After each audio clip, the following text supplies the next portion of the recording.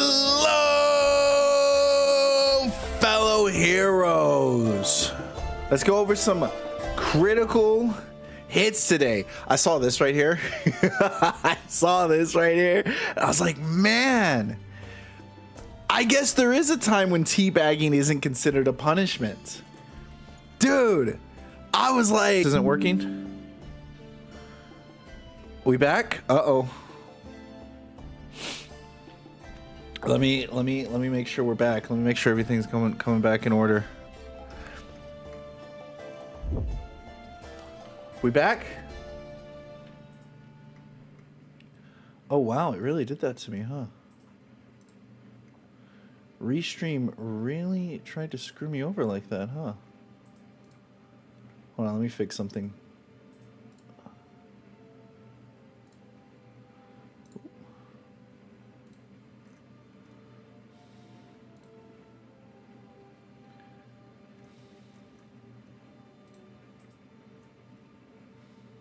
Yeah. Okay, cool. Okay, cool. Okay, things were a little bit broken, but it looks like we're back now. Speaking on the behind, Shift Up placed significant emphasis on Eve's rear end design as one of their core design tenets. I mean, yeah, just like how nowadays they put a lot of emphasis on trying to make women ugly because they're trying to cater to a specific audience. There's nothing weird about trying to make a character more attractive if that's who you're trying to attract, or people who are attracted to those type of aesthetics. And it worked, you know, they knew who their audience was. The issue with making ugly characters is that, well, that audience doesn't really play video games. They're not the core people who play video games, especially if you make a game that is designed primarily for a male group, and then you don't give them any of the aesthetics they like to look at. It ends up being just like a no-brainer. James Cameron's consistency is unmatched. Well, he's doing a good job. I'll tell him that much. Yeah, it's consistent because he continues to make the same types of movies, right? If you look at 1 billion in 19 days, 1 billion in 14 days, 1 billion in 15 days, really good.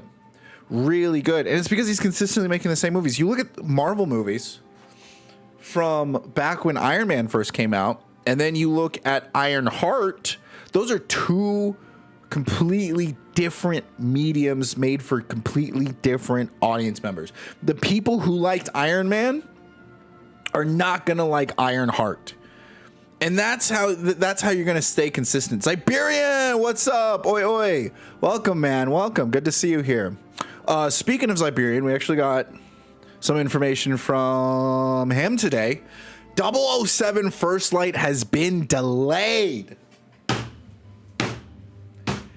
I'm not surprised. I don't know why it's been delayed. I haven't read this article yet. But let me tell you guys, I'm not surprised because the game just looks super generic. The 007 Hitman DLC looked better than the 007 game. The first, through most of last year, IO Interactive assured players that its upcoming James Bond 007 First Light was set for an early 2026 debut. The game had been scheduled to debut on March 27th, but the release date has now been pushed back to May, January, February, March, April, May. An extra month. I mean, how much are they actually going to change in a month? Maybe there's just a lot of like things that there's probably just a lot of bugs and issues going on in the game. There's really not much you can change when they've already got, like, what is it? Jimi Hendrix is playing in the game, and his character, you know, the Bond villains already have their lines written, already have their lines spoken. I mean, unless they're going to call all those people back and they're going to change some things, how much are they really going to change in a month? Quality, however, he went on to say that the decision to delay it allows us to ensure experience meets the level of quality you players deserve on day one. And I appreciate that. If this is true, if that is true right there, then we have nothing to worry about. Then that's good. Good for them for delaying it. I do not want another Cyberpunk 2027 release. or I said 2077, you know what I meant. Release. I love Cyberpunk. Cyberpunk's one of my favorite games of all time, but boy, was that release rough. Now, I think whereas like you should critique a game for its release, I think you shouldn't critique the art for the bugs, because those essentially end up getting fixed. But things that you are set in stone, like the narrative, the story, the gameplay loop, those are things that I will probably be way more harsh on. The game is progressing well and is fully playable from beginning to end. That's good. So these 2 additional months will allow us to further polish and refine the experience, ensuring we deliver the strongest possible version of launch. Now, no, I agree with this. I agree with this right here. It's completely playable and allows for further polish to refine at launch. We are confident this sets 007 First up for long-term success. Now, I don't know about the long-term success part, but we'll get to that in a second. So this right here, I like this solely for the reason, the fact that, like, think of Mind's Eye. It's one thing to have a bad game, or to have a mid game, an aggressively mid game, or to have just like a good game, right? It's one thing to have one of those things. Now, imagine it has bugs. First impressions mean a lot to people. Imagine if Ghost of Yotai didn't come out polished. Oh my gosh. Oh my gosh, that would have been bad.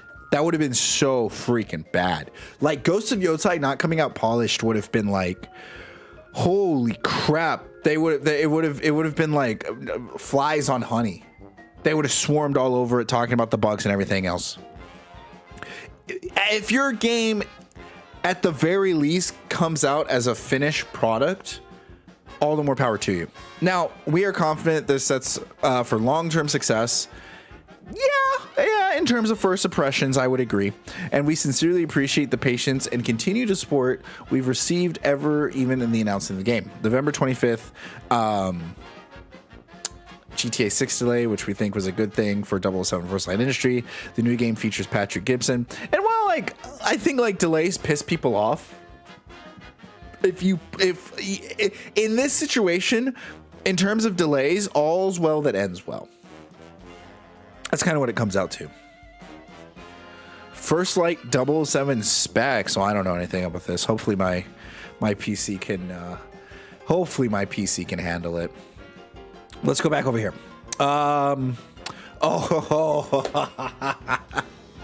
Shooting animation. So many people probably bought this game hoping to see this, only to find out this shooting animation exclusive to late game suits, while the suit shown here requires multiple playthroughs to unlock. Man, this, my guys, is what gaming used to be all about. Oh my, you have no idea. Remember when we used to play World of Warcraft and you used to see someone with a mount, or used to see someone with a certain piece of gear, and you would think, wow, that guy's a badass. Wow, that guy did it. Now you hop on Call of Duty, you just give them money. You just give them money and you get this in Call of Duty. You give them money, you get this in Fortnite. Dude, I don't know if we'll ever go back to gaming being like something that people could achieve. What was beautiful about gaming back in the day was the fact that you would go somewhere that would give you new problems, but all the tools to solve those problems. So you wouldn't have to worry about your problems in your real world. You just focused on solving the problems in the game, and then you got rewarded for it, and then you got to show it off to other people. But nowadays, your real problems in real life now seep into your real problems in the game. Now I can't get this emote in Fortnite unless I have a job or I steal my mom's credit card. One of the two things have to happen right there for that to happen. Still is the badass. Well, yeah.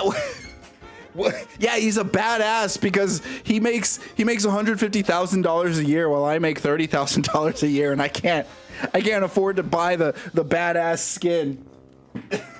But you know what? If you've been playing WoW for over 20 years, true, you still are the badass. True, you can still show off those things. If you never quit, you still got that dog in you.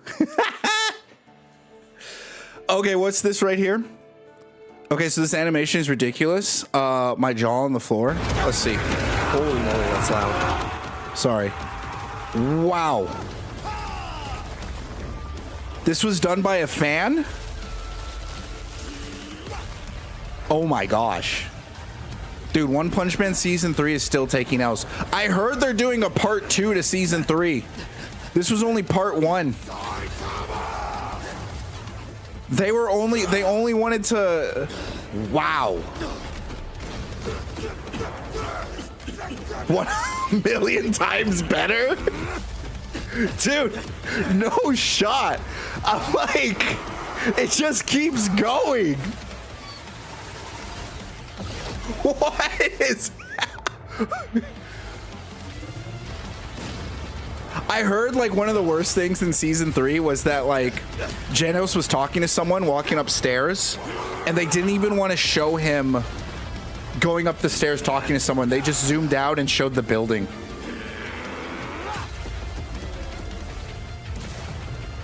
Holy shit.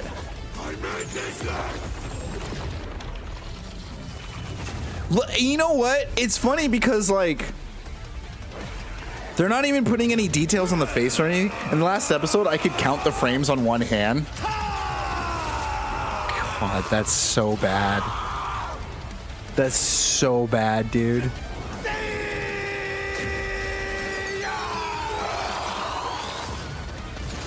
He's so strong. Infinitely strong. And they have voice acting in it as well. Music, voice acting, and all this animation. Dude, this is oh my gosh.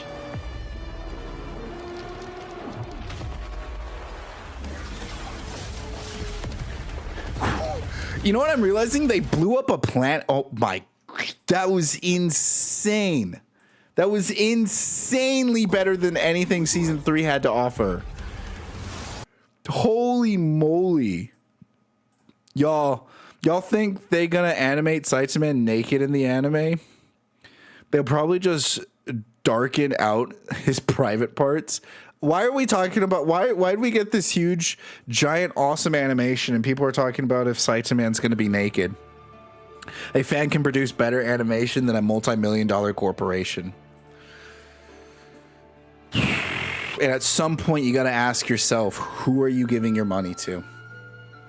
That at some point you really got to take that in. One Punch Man with Mob Psycho animation was kind of crazy.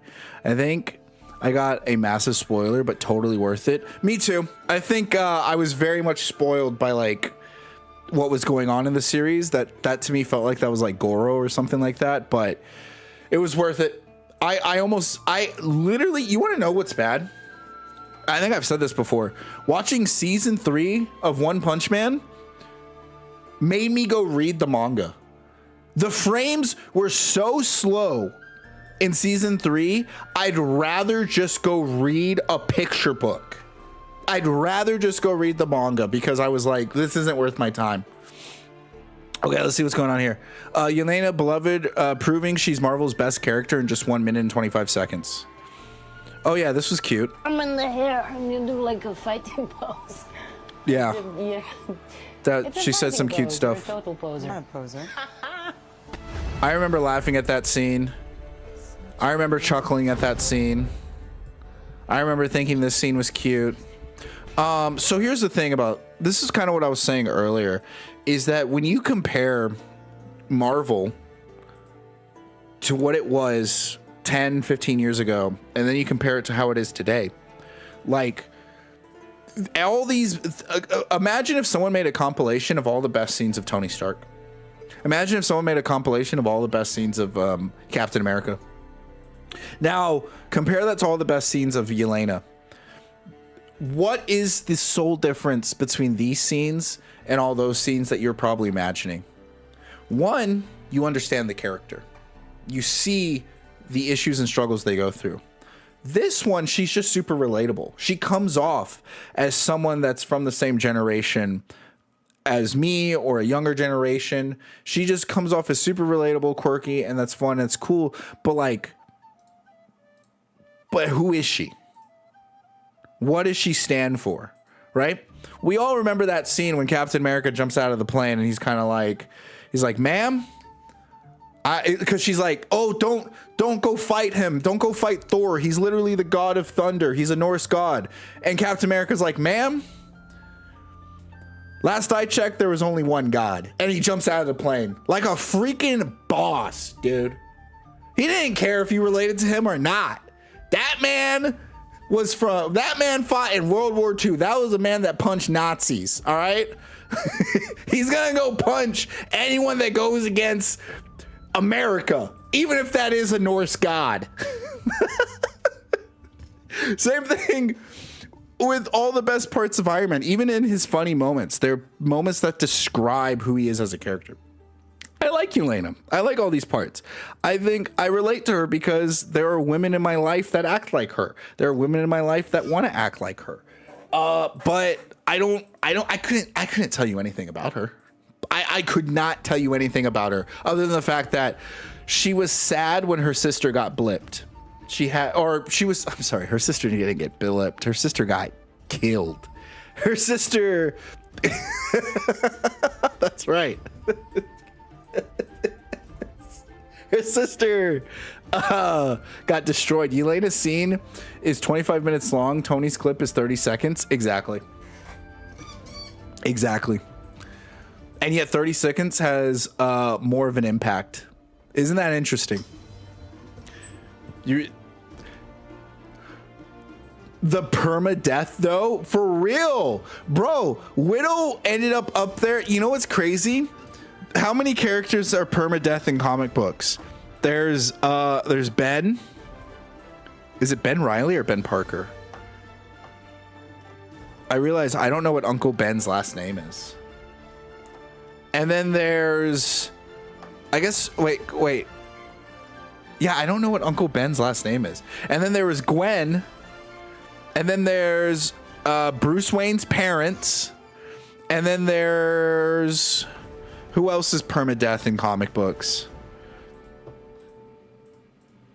I can't remember, but those are some good examples, though. And then we look at freaking Black Widow. She's going to be the only character that's permadeath in the movies. The only one. Gwen is the only permadeath in one line of Spidey. That's true. Gwen is permadeath. They did bring her back, but she was considered permadeath for the longest time and is still considered permadeath in Spider-Man, because the Gwen we know is constantly referred to as like an alternate dimension Gwen, which was the same for Miles Morales, but then I don't know, they're just really Miles Morales. Here's the thing.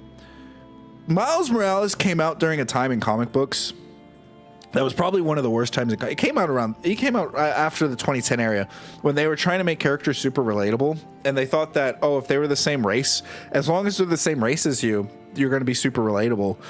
And I think Miles Morales is the only character that survived that era. He's the only one that actually came out pretty good, because people didn't really care for Ironheart. People didn't really care for, I think it was like Black Batman. People didn't really care for, what else did they make? I can't even remember anyone else but Ironheart and Miles Morales.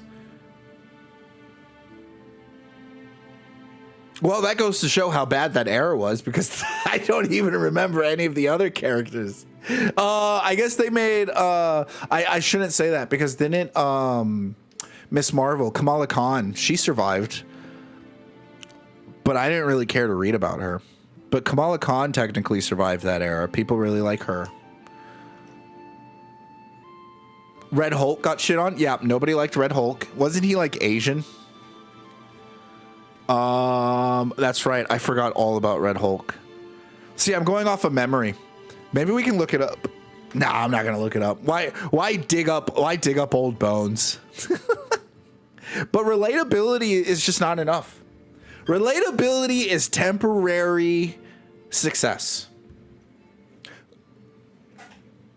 Let me take that back. Relatability. Why do they use relatability? Why do all these, why does Hollywood, why do video games use relatability? It's because it's popular success.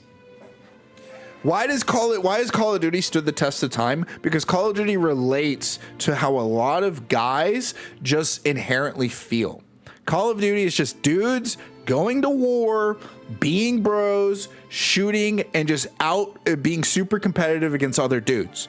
There is a relatable factor to that is just, and the fact that it's like with the US military, there is something that is just super relatable to a lot of people. That's what makes it popular. So relatability is a focus on popularity. Here's the issue with focusing on popularity and not focusing on empathy or trying to things that matter is trends change. Some take longer to change than others. But you know what will never change about Call of Duty? USA being number one, baby. USA, USA.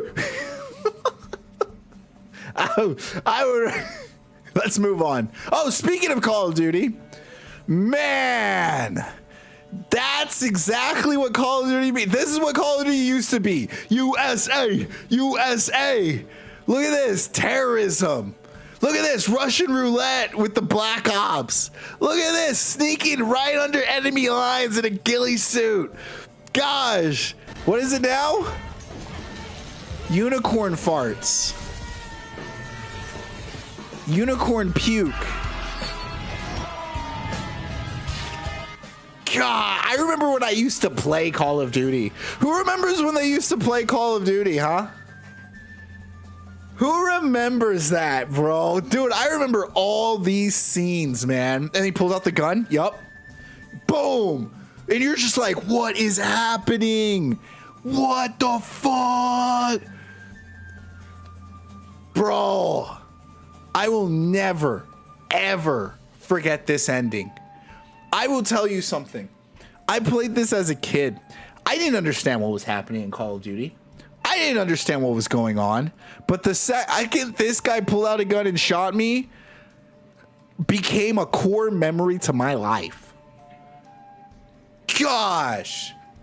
You know what I will forget about? You know what I want to forget about? I don't know if I will forget about it. This was a core memory to my life right here. This is a traumatic memory to my life. That's just what they do to you, man. That's just what they do to you. I like how all these characters completely disappeared. That's right. Wait a second. Where did all these characters go? This guy I kind of understand because, like, he lived in California, right? So it's like, why would he go back to Hawkins? This guy, I kind of forgot. I'm going to be honest with you guys. I kind of just forgot what happened in season 4. I remember her because she sang a song with Dustin. Did they sing Neverending Story? Did they sing that song? I can't remember what song they sung. And then I remember this guy. Like, at the very least, where is she? Did Dustin break up with her? Did Dustin break up with her because he was trying to live a life with Eddie? How come Dustin didn't come out of the closet as well and talk about it? What happened there? What happened to her? Why'd these characters just get written out? Such trash writing. I don't even think they even watched their own show. Completely forgotten they existed. Long hair pizza guy was great. First one in Tanel. I don't even know what that means. Many more need to go. Plot threads left on red. Classic move. They had enough as it is. They did have a lot. That's disappointing. Chris Evans says he's come to agree with Quentin Tarantino's comments that in Marvel movies, actors aren't the stars. The real stars are the characters. That is the beauty. You never have to be front and center. You're there, but you don't feel the burden. Yeah, I mean, I agree with that. Like, people go there to see if the characters, because these characters are basically like mythological characters at this point. They go through all these things and they go through all these lessons, and you think about them, and when people go to watch these characters, a lot of it has to do with, are you being faithful to them?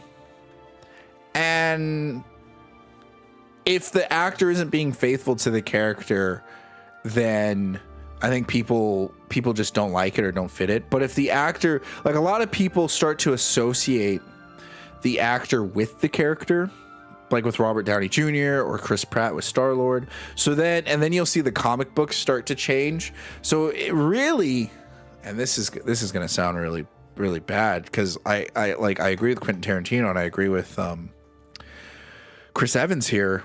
Really, the actor doesn't really have to do much but rely on the story. If the writing and dialogue is done really well, then the actor can turn into the character on its own. Whereas, like in other films, like in Gladiator, when Maximus talks to the Emperor, right, the weird creepy brother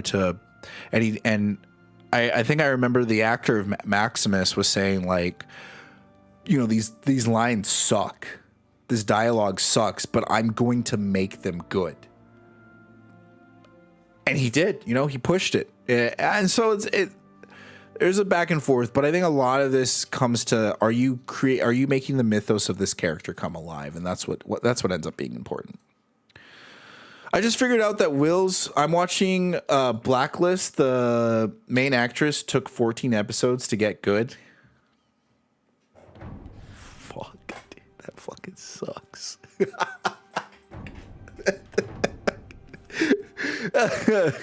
You got to watch her as she started to learn how to grow in her career. Hey, I'm doing the same thing. Yeah, I'm doing the same thing. Oh, shit. I just figured out that Will's coming out scene was longer than Vecna and the Mind Flayer getting smoked by the gang. I'm crying. Whew, wow. Will's coming out scene was 6 minutes and 51 seconds. I guess it depends on when do you start the Mind Flayer fight. Like, does it start when the Mind Flayer reveals itself? Does it start when they, you know, apply their plan to the Mind Flayer? Either way, 6 minutes, man. And like, I've been noticing a trend. I really have been noticing a trend in freaking recently where these characters, like, they did the same thing in Superman. Superman had a speech at the end of the movie, and they had showed this whole behind the scenes, and people are like, oh, I love the speech. I love it. And it's like, yeah, I mean, like, it's a nice speech and all, but don't give me a speech. I don't want to sit here and listen to this person cry about their life. Like, show me it. I didn't come here to be lectured. I came here to be entertained, to experience something emotionally, to experience art. Maybe speech can be considered art. I don't know. Can speech be considered art? Let me look at this. They usually take quotes from speech. Like, nobody quotes Martin Luther King Jr.'s entire speech. They usually just quote, I have a dream. Nobody quotes JFK's entire speech. They usually quote, fear. The only thing we should fear is fear itself. Don't look to your government. Don't look to see what your government can do for you, but look to see what you can do for your government. I feel like we take quotes from speech that are poetic, because I guess then speech would be art. I'm having this debate with myself right now. I'm trying to critically think my way through this. Okay, speeches are art. So why don't they work in movies? Why don't they work in this medium? And I think it's because in movies and in TV shows, you have the opportunity to do more than just have someone sit there and talk. But if you make a movie that's about speeches, if you make a movie that's about people sitting around and just talking, you're not only handicapping yourself, but you're also presenting that art in a light for it to shine on its own. So the fact that we have a show that doesn't use speeches as an art form, but uses them as a crutch for narrative storytelling, that's when it loses its value. Boom. I got through that. I figured it out eventually, guys. Don't worry. We got there. Let's see. We got some articles here I thought were kind of interesting.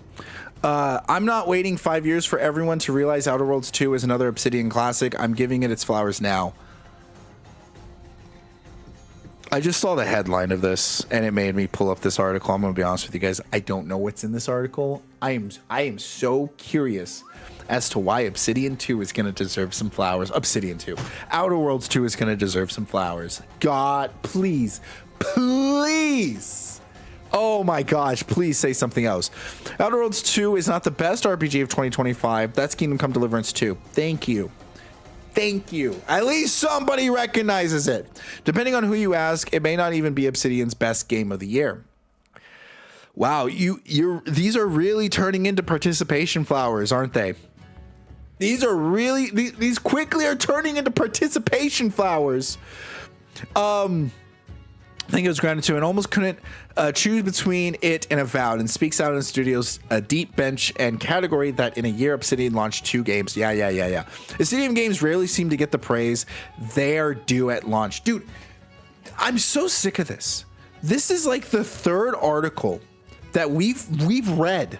This is like the third article we freaking read where games media journalists gets a game.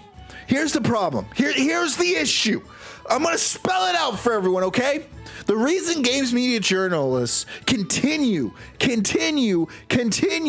to praise about Obsidian, this is written by Obsidian HR, like for real, is because it fits with their idealism. Because it fits with their ideal. It's idealistic appreciation. What does that mean? What is idealistic appreciation means? Okay, so here's the thing. Idealistic appreciation is where you give something that fits someone's aesthetics and they like it because of that, not so much because the substance of it is actually good. Here's an example. We were just talking about Call of Duty, or we were talking about how like guys like women. I can play a game, I can play Tomb Raider, and if Tomb Raider looks sexy, I'm enjoying the game more because it fits to my personal preferences, right? But my personal preferences don't necessarily mean that the Tomb Raider game is good. Here's another example. This one's gonna go out of left field. I hope you guys are ready for this one. Hold on to your freaking seat belts because I'm about to take you on a bumpy ride. The same things with pornography, right? I may like porn because it gives me everything that freaking like aesthetically pleases me, right? But it doesn't mean that all porn videos are good or as good as movies. I don't watch porn for the substance. I watch it because I forgot. I lost my train of thought because I got so mad. Because it caters to my personal preferences, right? That's the same thing here for Games Journal Media.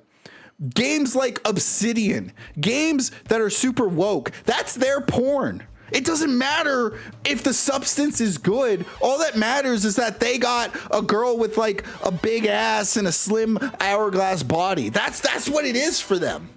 And so when they say games rarely seem to get praise they are due, it's like why do you guys keep thinking this game needs to be praised? At some point, you have to understand you like this and no one else likes it. At some point, you gotta catch on to that. For one reason or another, I just explained it. I explained it in like 3 different reasons. So there you go. There's the one reason or another. Pillars of Eternity, Predator, and the first Outer Worlds strike me as notable exceptions. Otherwise, KOTOR 2, Knights of the Old Republic, Mask of Betrayal, New Vegas, Alpha Protocol, Tyranny, Deadfire, all games that took years to achieve cult classic status. No! They didn't take years to achieve cult classic status. One, Knights of the Old Republic, the first game was phenomenal. I've heard split things. People say they like KOTOR 2, they don't like KOTOR 2. It's not as good. Let's be real. Not as many people played KOTOR 2. Not as people did. All right. But the thing is, the success of KOTOR 1 is what brought about the success of KOTOR 2. And KOTOR 2 wasn't horrible. It wasn't bad, but it probably just didn't cater in the same ways that KOTOR 1 did. I don't know. I haven't played it. We'll play it before any of the new KOTORs come out. Now, New Vegas. People love New Vegas, but there's also a bunch of people out there that don't like New Vegas. The fact of the matter is, New Vegas still is faithful to its audience, to the core audience of Fallout fans. It's still faithful, right? And it does so in different ways as well. So I'm sure the thing is about these other games, I'm sure they're faithful in other ways as well. It's not that they took years to achieve cult status, it's that they continued to give the people what they wanted. Oh my gosh. Okay, where's this argument going? Please. Where's this argument going? Wait. She did not just start talking. I'm assuming this is a female. Haters be gone. I've got builds to plan. Okay, it's a dude. Okay, hold on. I gotta highlight this.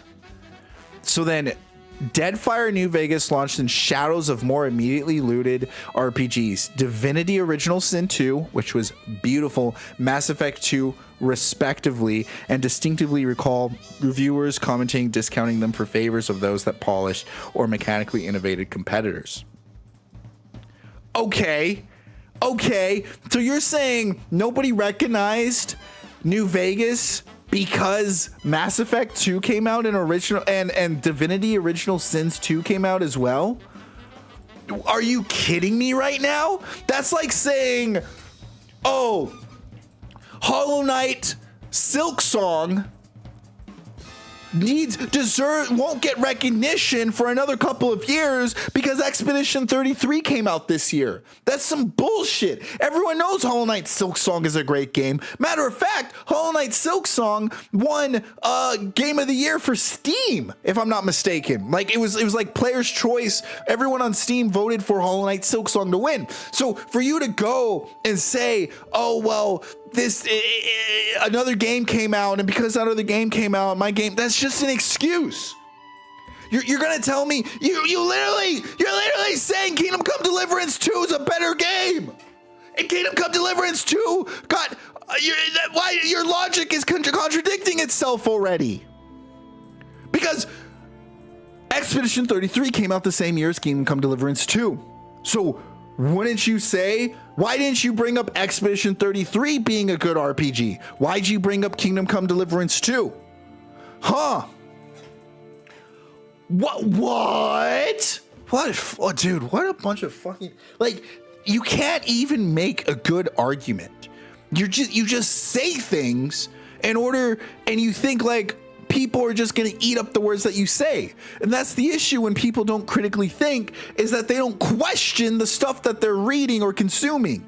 This is so stupid. And I distinctly recall reviewers and commentators discounting them in favor of those more polished and mechanical. Okay, cool. Good for you. How come you didn't discount? You know what? I've already said it. I'm not going to repeat myself. Those Obsidian contenders haven't supplanted their competition, but they've had long tails, and these days they're shown more respect in RPG sickle circles than they received at the time. So I'm putting my chips in for Outer World. Fuck it. Avowed to...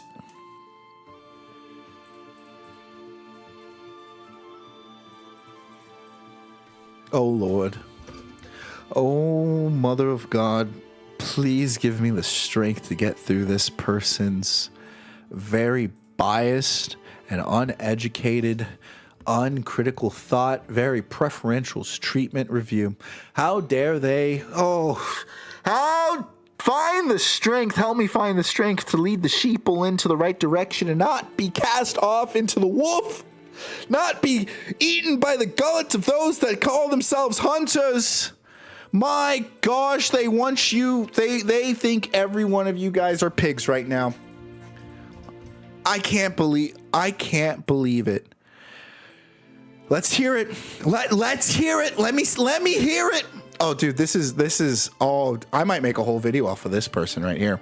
My favorite aspect of Outer Worlds 2 is how its skill system weaves into dialogue. Okay, cool. That's fine. I agree. Oh, dude, it's like they've been given a script. Remember those other articles we read about Outer Worlds 2? You guys remember the 2 or 3 other articles we read? They said the same thing. It's almost as if Outer Worlds 2 HR or Obsidian HR came over and said, here are your talking points. Here you go. How is it that every single one of these people are gassing up Outer Worlds in the same way, but they fail to recognize the shortcomings or pitfalls of the very thing that they're freaking gassing up? Yes, even in my review, I talked about how the skill system and the dialogue are my favorite part. But because the narrative of the story doesn't have a good and solid foundation, premise, thesis, however you want to put it, you're left just for doing tick for tat. Every conversation now turns into, hey, do this for me and I'll do that for you. Hey, do this for me, I'll do that for you. Hey, do this for me, I'll do that for you. Everywhere you go. And you know what I ended up doing? I said, fuck all you guys. I'm just going to walk in, blow up the place, and take it for myself. I didn't have to do tick for tat for anyone, which, mind you, is a beautiful way to make a game. But they couldn't, each person who you had a conversation with, the conversation could be distilled down to just do this for that and nothing else. So you wasted this beautiful, well-crafted mechanic that you had because you wanted to write things so stupidly and so simplistically. Because you were too afraid to step on anyone's toes. You were too afraid to make any real risk. I'm an easy mark when it comes to character build-based dialogue options. Okay, all right. If that's the case, you know who had a better character build? You want to know who did this better? You want to know who did exactly what Outer Worlds 2? With how its skill system weaves into the dialogue and quest resolutions? You want to know who else did that? Oh, that's right! Kingdom Come Deliverance 2! Maybe that's why people consider it the best RPG of 2025. Wow! So we already have a game that is showing how to do the system in a more efficient, entertaining way than the Obsidian's doing it. So why are you sitting here trying to milk the crap out of this? Why did they pay? I would not be surprised if Obsidian HR paid them with these talking points, which is so much egg on their face because Kingdom Come Deliverance came out in February and did a better job. What else you got? What else you got? Slamming the persuade button. That's right. You don't have a persuade button in Kingdom Come Deliverance. Every time you want to avoid a fight at the heart of this, and mind you, there is a persuade button. It just doesn't say persuade. I want you guys to realize that. Like, just because it doesn't say persuade doesn't mean there isn't a persuade button. Go watch my Gaming 101 video on Outer Worlds. Everything that they talk about in this game, I showcase and I talk about. And you know what else happens in that game? There is a persuade button and I hit it. Every quest and sequence in everyone has at least one variation or branching option. Yeah, you're right. Because they can't do anything else with it. Because the game is designed to be played a very specific way. And it leaves little to no freedom for the players. It gives the illusion of freedom, but in reality, all that it is it's just telling players, it's just another tedious way for players to play the game. Go talk to this person. Oh, can you go get this for me? And if you go get this for me, I'll be able to move forward for you. Go talk to another person. Oh, if you can go get this for me, I'll be able to move forward and continue talking about what you want me to talk about. Why? Oh, I have what you need. Every NPC apparently has what you need. But they're unwilling to give it to you unless you do something for them. But you could just go and do it yourself, meaning there's no incentive to actually play the game. Now, you're probably thinking, Mario, there's no problem with that. That just means I have options. So let's look at it like this. Let's look at it like, let's bring up Microsoft Paint. It's been a while since I've used Paint. I don't really know how to use Paint. I'm gonna be honest with you guys. We're gonna make this black. We're gonna make this black. How do you? Where's the? Oh gosh, I don't know what I'm doing. This was a bad idea, guys. This was a very bad idea.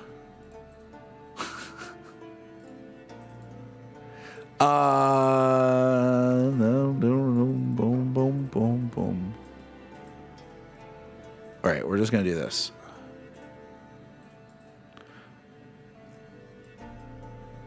Okay. So then we're gonna. I should have just left it white. I don't know why I didn't leave it white. Okay. So this is main objective. So you have your main objective here, right? So the issue with Outer Worlds is that everything you do in the game just goes to the main objective. So you have NPC number 1, NPC number 2, NPC number 3, NPC number 4, NPC number 5, NPC number 6. Everything you do, they're just like, hey, do this, go and do this for me, and then I will take you to the main objective. Hey, go and do this for me, and I will take you to the main objective. Hey, go and do this for me, and I will take you to the main objective. That's it. And it's like, oh, it has nothing to do. But whenever you go and you play Kingdom Come Deliverance, you have Kingdom Come Deliverance looks more like this.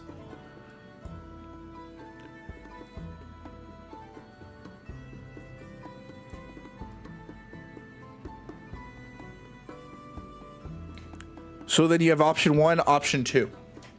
So if you go down, you see how these are just straight lines. So when you play, what's it called? When you play Outer Worlds, it's like, hey, go down this straight line. Okay. And then you can go down this straight line.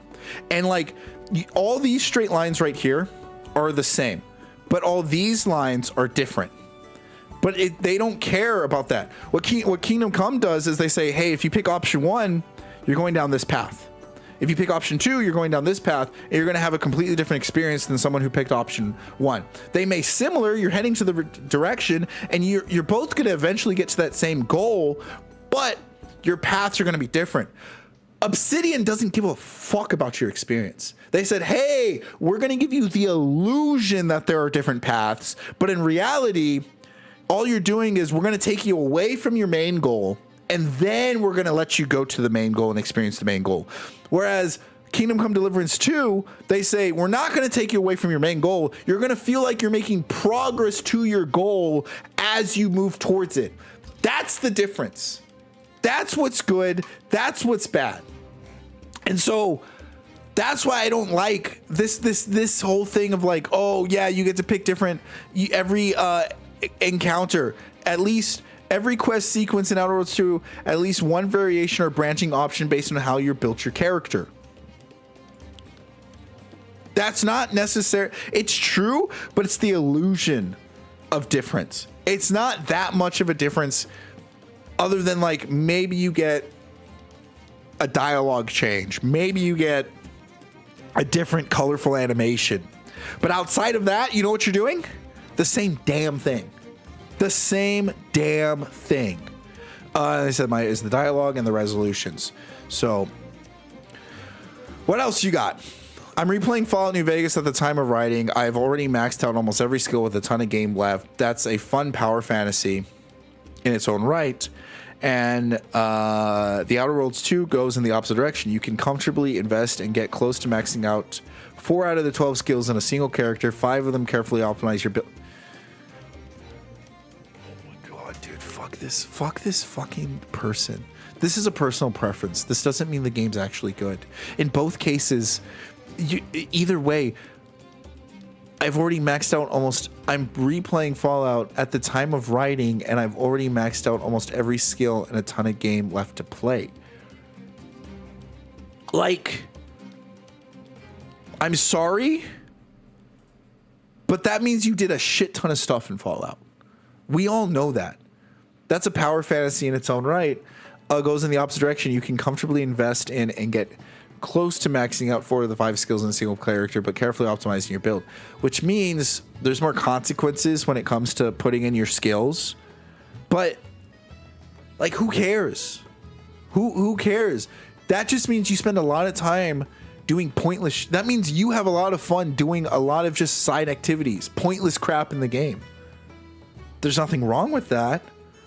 But it just means, like, either way, you're telling me you played this game for a long time and you get to go max out your skills.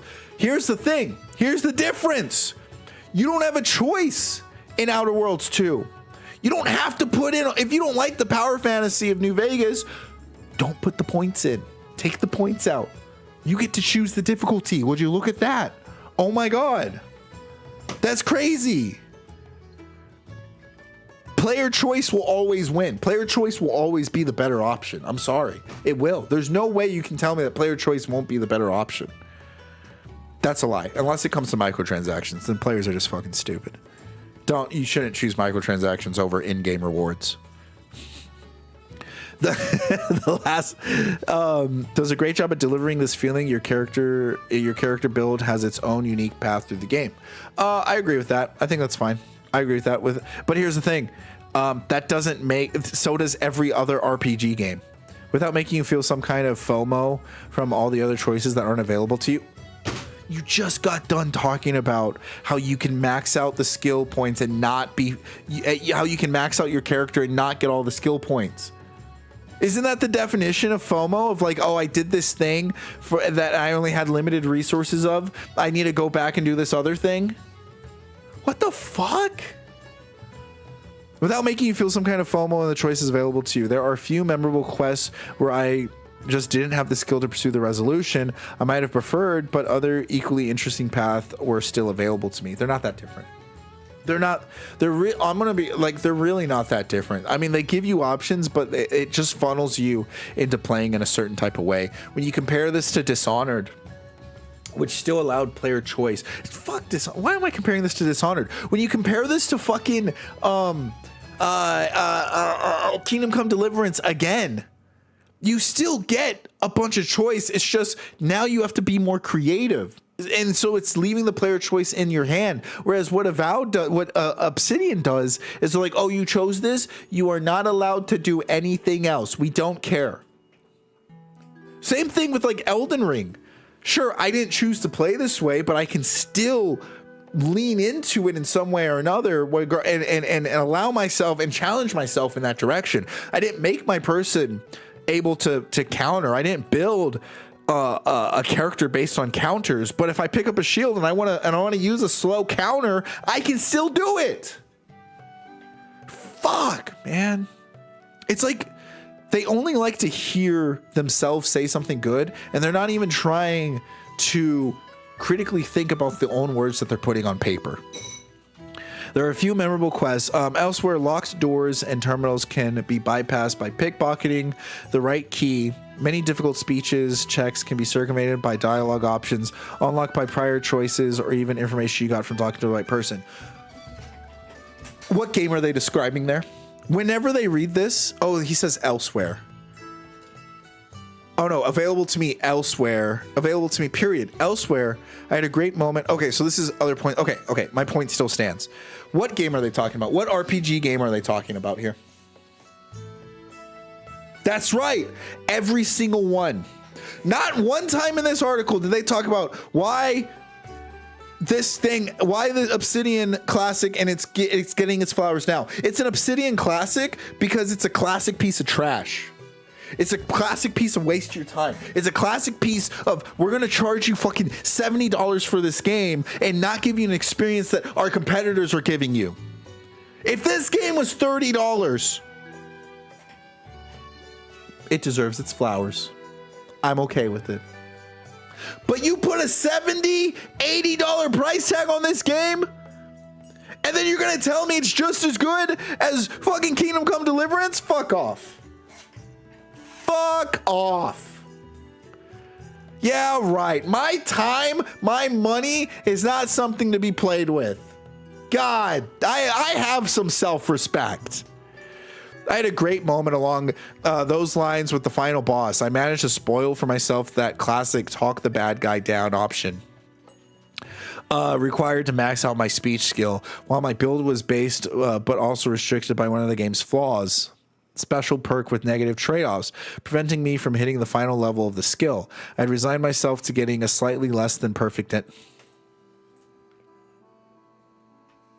the third to last paragraph in this freaking article that says that Obsidian deserves its flowers is talking about how the game fucked him out of his ideal perfect situation. What a fucking joke. All of these options and choices result in a genuine consequences. Genuine consequences. Sure. Both while genuine and I wouldn't call it consequences. I think you're using the wrong word here. I wouldn't say it's a genuine consequence. I would say it's a genuine punishment. A punishment for playing the game incorrectly. So because you didn't play the game correctly, you got stunted out of what you wanted. Genuine consequences are like when you're playing Mass Effect and you choose the bad ending and bad stuff happens. Genuine consequences are like when you're playing Kingdom Come Deliverance and you don't fucking stay loyal to what's her name? What's the really old lady's name? That's like with the Catholic Church. That's super Teresa. You don't stay loyal to Teresa and you go and you fuck other bitches. Guess what? She doesn't show up to the bonus ending to your game. That's what you get. You fuck around and you actually find out. You go and you act like a hooligan, a thief, and you don't live by your Christian principles, and your ghost mother's disappointed in you. Those are genuine consequences. Being screwed out of an ending is a punishment because you didn't play the game correctly. I could say the same thing for Hollow Knight, Silksong, or even Hollow Knight. It's a punishment for not exploring the game. And whenever you give yourself just the immediate first ending. Both while you're playing the game and when you kick back to watch the Classico. Where are they now? Slideshows at the end. This is a smaller game with fewer questions, locations, outcomes than Vegas. And Outer Worlds 2 is not to be slept on. Please, no, don't listen to this. Sleep on Outer Worlds 2. Go play other games. Do not play Outer Worlds 2 and stay away from Avowed. It is another great RPG. It's not a great RPG. It's just a RPG. In a quiet hot streak from Obsidian.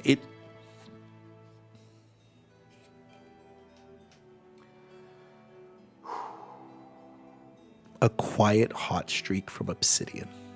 Wow. Oh Lord! Woo! Fuck, man. Why? Why is no one else praising this game but games media journalists then? If it's on a quiet hot streak, look, I'll admit, I didn't like Ghost of Yotai, but at least they tried to give you a decent game. I'll admit it. I'll say it. At least I think Ghost of Yotai is at bare minimum a $60 experience. I think they flounder. I think they flounder when it comes to subjective experiences for their audience. I really do. But at least they're doing their best to give you a $60 game. I can admit that. But I can't admit that Outer Worlds 2 is worth $60. There's no way you can convince me that Avowed, Outer Worlds 2 are $60 games. When everybody decides this game was always heater, I will look back on this article with a feeling of smug satisfaction. And mind you, the smug satisfaction comes from admitting Kingdom Come Deliverance 2 is better. Talking about aspects of the game without talking about their pitfalls. Talking about questing in a game where other games actually do it better and that these questing variations are decades old. Things that we used to get back in the 2000s. Talking about how their other games like New Vegas were overshadowed by games like Mass Effect. Talking about how character building provides punishing systems and takes away player choices. These are all their words. All their words with all verifiable truth. And yet, they're going to look back on this article with a feeling of smug satisfaction. God, please tell me the comment sections have something to say. The game's combat was so fun, but the writers should all be fired. The game was so boring and slow, the questing stunk. True, brother. true Jimmy Styles. Well, make sure you let us know how that plays in 2030. Yeah, but please put this in a time capsule and come back to us in 4 years. Obsidian's hot streak ended with Pillars 2. Both Avowed and The Outer Worlds 2 are mediocre. KCD was far better. New upcomers like Tainted Grail and delivered more than these two stinkers. Even Oblivion Remake is more worth your money. Fuck, dude, tell them. I think Obsidian and Bugthesta. That's funny. I haven't heard that one. That's a good one. Are both cooked at this point. AA devs are taking over RPG scenes. You want to know why AA devs are taking over RPG scenes? Because they're making games that you want to make. So they are respecting your subjective appreciation. 2, they have more accessible technology. So not only can they make games like Oblivion that were made I can now say Oblivion's 20 years old. It's 2026, baby. They can now make games like Oblivion with a smaller team size. Outer Worlds 1 was boring as hell, yet people said it's better than Outer Worlds 2.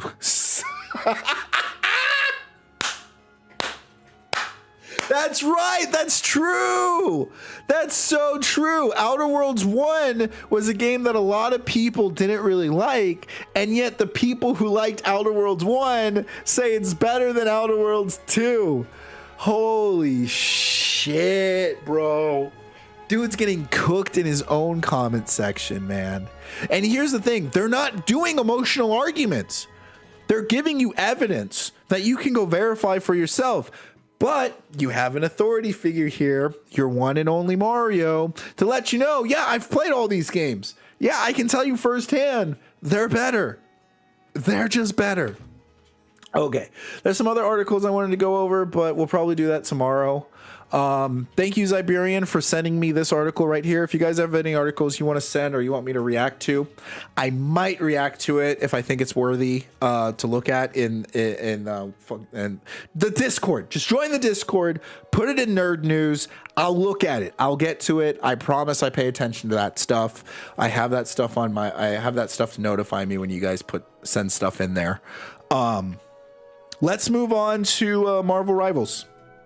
Because I could talk all day about the industry and how much it pisses me off. Let's move on to Marvel Rivals. Let's hope that my background on my wallpaper isn't bad and gets me banned. If it is, I'm gonna be in trouble. Let's see. Oh, we're good. We're good. We're good. We got a good background. I gotta change some stuff. Marvel Rivals is right here.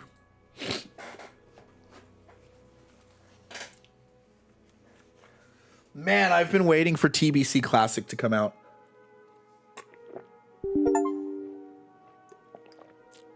It's bad because in some ways, whenever I play Classic WoW, it makes me kind of want to play Retail WoW. So I was looking at oh, I gotta stop the recording. I was looking at Mists of Pandaria Classic. I was like, I never really played Mists of Pandaria. Maybe I will. Maybe I'll play Mists of Pandaria Classic. Just so I can get that retail experience. But I don't know. I'm excited for TBC. Let's switch over to Marvel Rivals.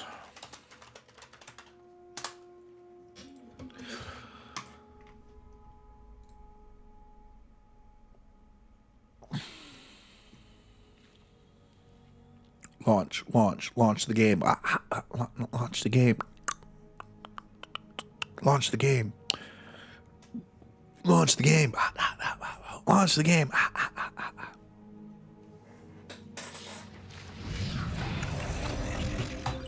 It's doing good so far. Putting it on the other channel. Yeah. It's I think because the expectations are being met. Yeah. Whereas like when I had it on the main channel, expectations were all over the place. And I want to.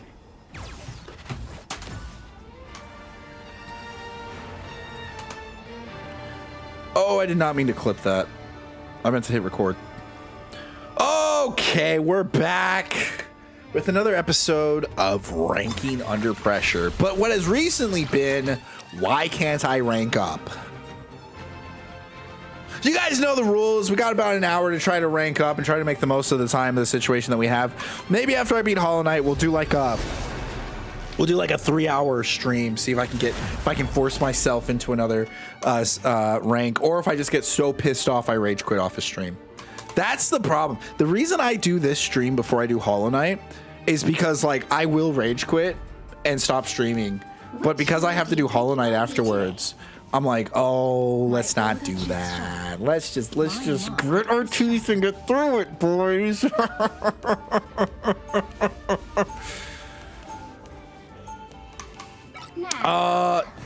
am I gonna banish for all I want to do is get into Gold 1 today. But truly, if I lose, it's okay. The thing is, if I lose and I know I was doing good, that's okay. I'm okay with that. It's when I Jesus, everybody wants Daredevil gone. It's when I lose and I'm like, fuck, I wasn't helping. I was kind of part of the reason why we lost. That's a shitty feeling. If every game I can have the self-confidence and just be like, okay, well, I know I did my part. I know I did everything I could. I know I pushed. Fine. There are times where even I got SVP and we lost. And I was like, yeah, no, I didn't. I didn't do my part. I may have gotten SVP, but it was because I was with a lobby full of shitters as well. So that's all I need. That's all I need is the ability to get through it. I'm kind of disappointed they got rid of Hawkeye. Especially on this map, I do like going sniper. So we'll see. We have Hela. We got Hela. So if my flanking doesn't work, we just Hela get in there.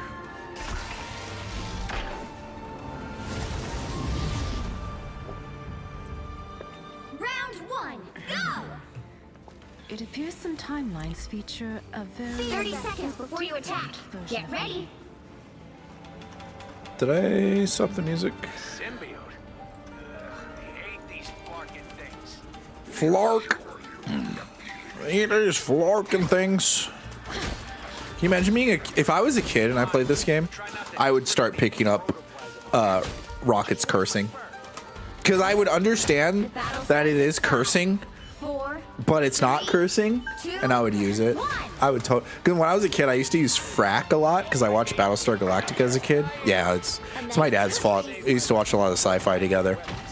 But I watched Battlestar Galactica as a kid, you need to stop that. and they would say frack instead of fuck. Oh,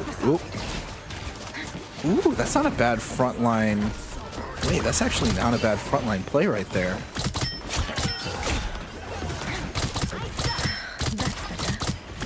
Because then I could... Well, I can't do it now, but... I can fly in there and then fly out and do damage both in and out. That is kind of... Okay, we lost a... Ow. Wow. Oh, you want to 1v1 me, girl? Oh, nope. Let's back up. Let's back up. Back it all up. Back it all up. Better stop that vehicle. Oh, we got Venom in there. A nice deep freeze.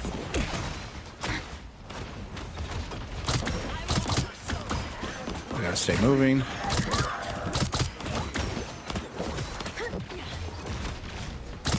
Us against the world.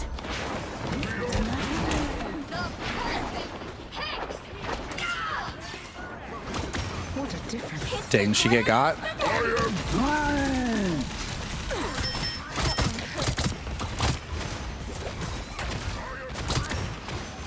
We are unbelievable. Jeez, the ults are going off. play with the team. Let's play with the team. They made it half lane. Stop them.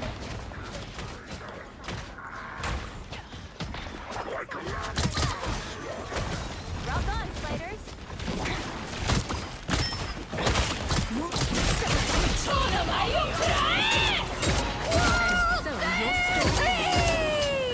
Okay, I got one. That's okay. Oh. Oh. Oh, I didn't have it. Oh, but I got that. Okay, I'll take it.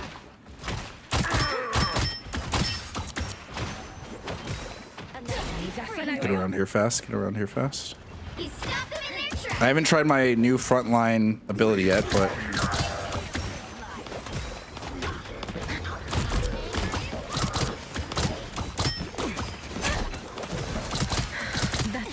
Us against the world. There's still a chance to stop them. sucks. Sucks a lot. Only 60 seconds left.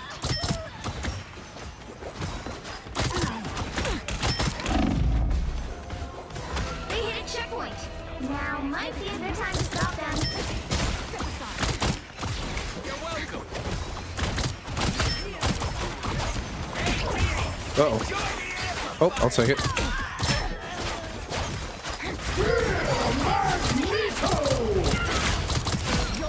Got him. Just gotta win my 1v1s. Just gotta win my 1v1s. This will do nicely.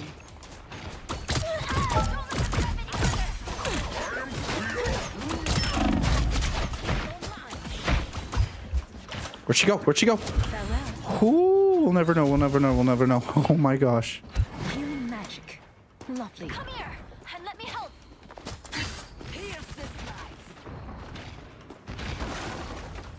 Waiting for. Ah! Stop that beat. Thought I was gonna get out of that. You're welcome. We're not getting kills as a team. I think you're mine. Got my ult again. Our tanks are doing good. Our healers are pretty decent. They are grouped up. I think if I can just continue to harass their backline, and get more out of their backline instead of just.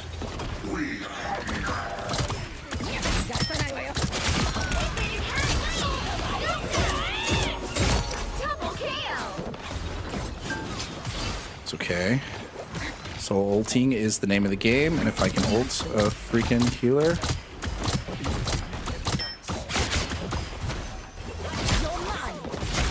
Got him. Got him. Go in, go out. It's the name of the game right there. It's the name of the game. Wait till we have two. Wait till we have two.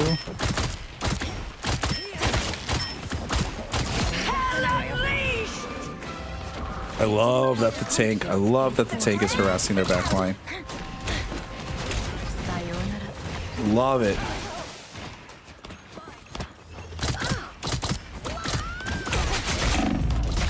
Got him. Got him. Got him.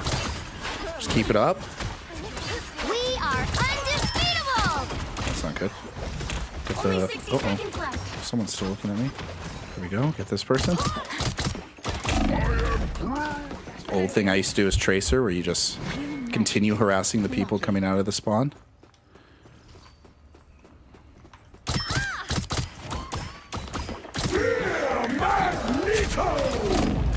Oh, I was getting double teamed. I don't even get the res.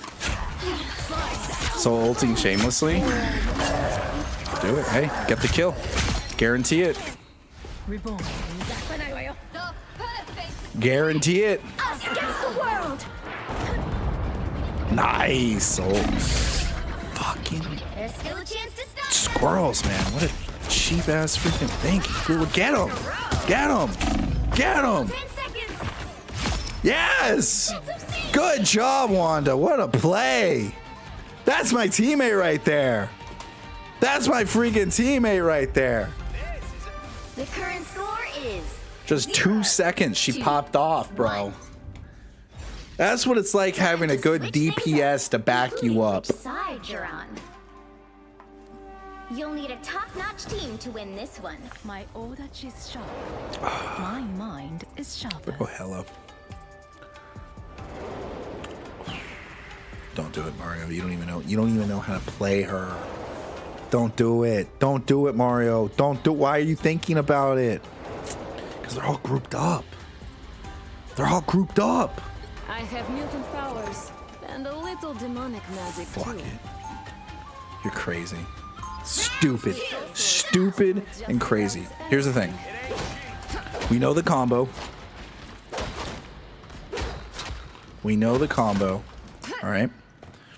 We know it's the right click into the E, into the boom, boom. All right. Get ready. Do not just solely rely on that combo. If I miss, if something happens, that's cool. Get in there, do some damage, get out. Get in there, do some damage, get out. Okay, Noodle. How about we steer clear of all would-be tyrants? Let's do this. The battle starts in 5, Let's do this. 4, 3. Sometimes you gotta run before you freaking walk, man. Sometimes you gotta take risk with new characters. It's been kind of the theme of this. Help get that vehicle to its destination. It's okay, it's okay. We got in, we got out.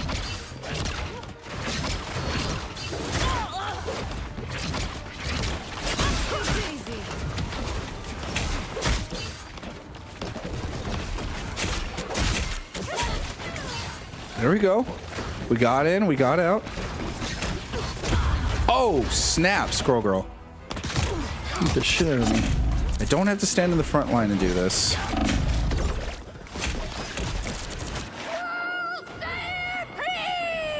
Ugh, how annoying. Already has it. That insta-killed me? I freaking hate those squirrels, man. You're not rid of me yet. And so it begins. I'll patch you up. I was in trouble.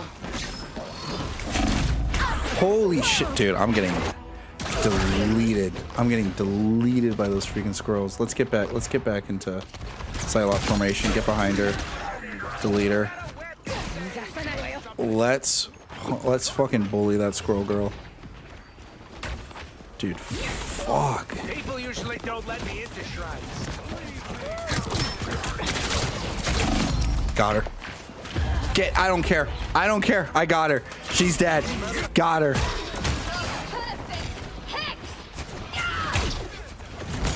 Oh, that was so close. Either way, I was able to push up. I was able to freaking get a kill that allowed my team to push up. The real magic happens when Don't mind me. I'm just dying.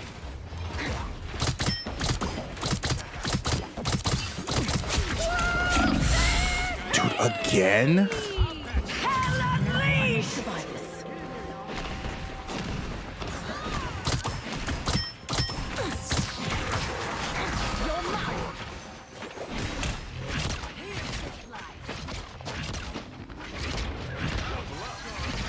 Healing magic. Lovely. Your feet come to an end.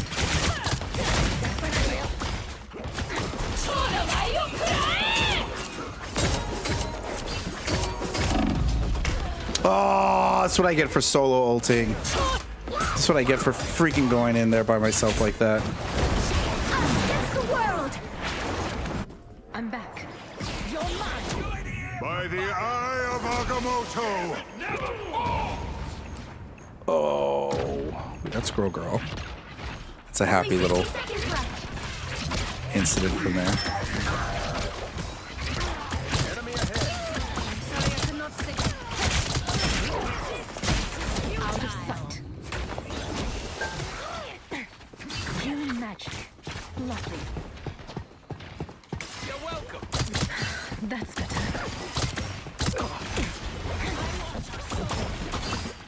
Our spirits shall meet again someday. Damn, she killed him? Again. That Just sucks. 30 seconds. That sucks. Okay, we have one push without a... Time's not on our side.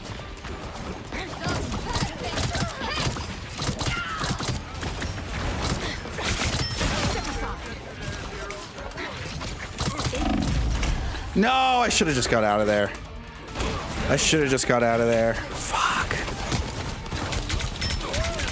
Good, good. Good. Captain America ulted. Good. I think we got it. I think we got it. I think we got it. I think we got it. Okay.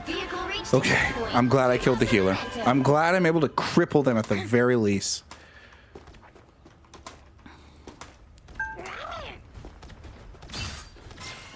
I just gotta keep crippling them. Keep crippling them. It's not about the amount of kills I get. It's about the quality of kills I get. Make it quality. Make it count. Make it matter. Got it. Quality, quality.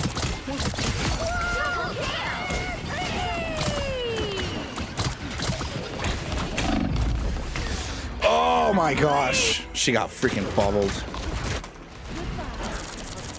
It's okay. That's a lot. That's a big push. Big push we got on there. We're one team fight away from another one, and I have my ult ready. There. Keep going. And then most of the team didn't even die. Most of the teams didn't even die. Gambit never falls! Enjoy the amplifier! By the eye of The enemy has arrived. It's huge. Magneto! Us against the world. Forced her to ult. Kind of sucks, but nonetheless, I forced it. Only 60 seconds left.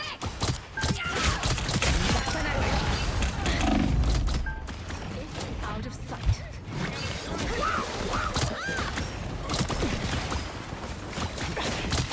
Step aside. You're welcome. The web of life and destiny. Just gotta heal up. Help him kill that boy. Mind over matter. Got him! Oh, that feels good. And that's a win right there. Down to 30 That's a win right there. That's quality over quantity. Boys! Final score. Quality over quantity! 1.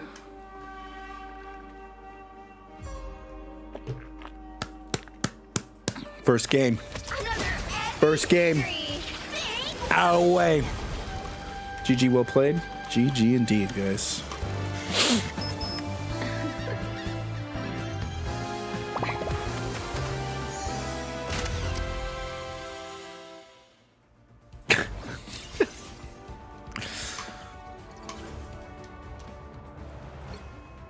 Boom.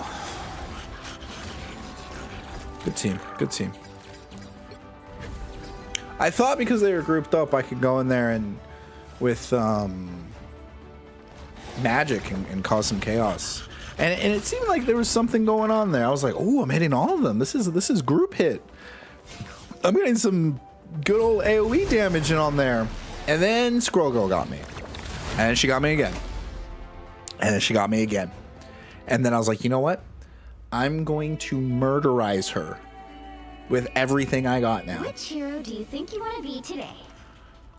My order is sharp. Don't take my girl so long. Is sharper. That's my girl. She my girl. But take my money Now, when who's I'm in gonna finish need. from this match? Yes, you girl, nigga.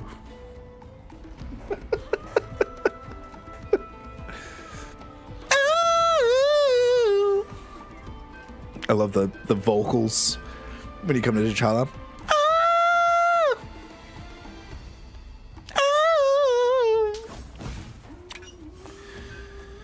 Feel good after that win. Damn, that's a double gambit.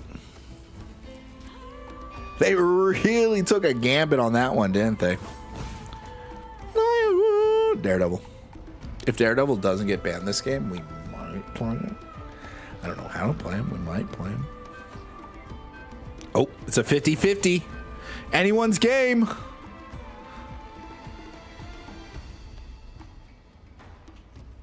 It's official. The game hates Daredevil.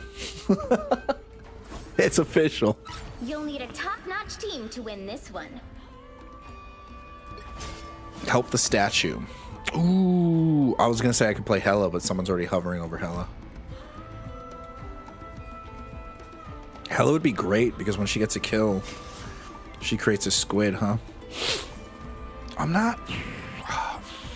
See, I would be Hella, but then he switched to Groot, which makes me like... If he's a good Groot, bro, just take it. Pizza Lover? Pizza Lover 6967. Dude, 6967. Oh my gosh. How much you want to bet? That's crazy. How much you want to bet? How many like pin numbers can we guess correctly if we just put 6967? Here's the thing. We have to get if we're going to do it, if we're going to think about it, it has to be like younger ages. It has to be like they have to be middle schoolers. You find a rich middle schooler and you say, I bet I can guess your pin number. And you either guess their birth date or 6967. 3, 2, How many times do you think you'd get it? Bro, that would be such a clean magician trick. Your pin number is 6967. Whoa, bro, how'd you know? Bro, it's actually 6767. I just didn't want to say it. It's on TV. Oh, they have an Iron Man. Fuck that shit. I'm out.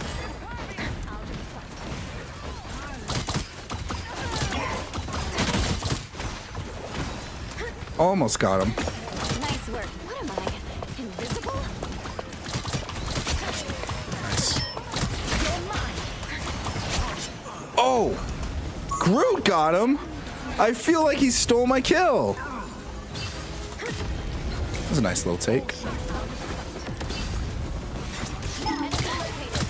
Get out of here! Get out of here! How you doing? We shall protect. Help get that vehicle to its destination.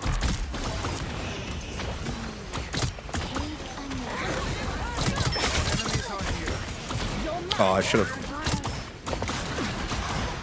I missed both times going in and going out. That sucks. Farewell.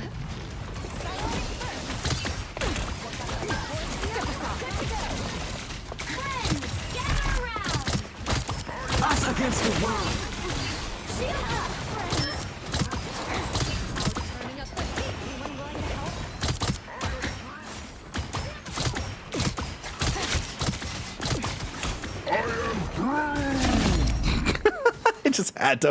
I had to force the 1v1 between her.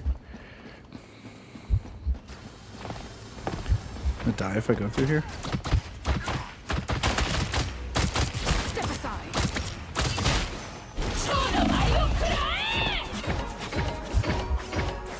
Got him. Oh, I didn't get him. I didn't get him. I got someone else. I kept him low for the team fight. I'll take it. I kept him low. He never got to go back up to full health. I don't give up so easy. Step aside. Oh, nice.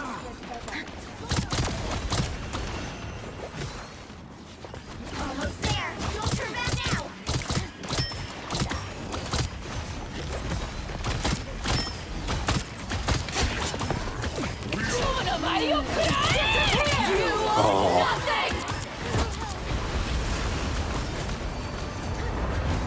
That sucks. That sucks.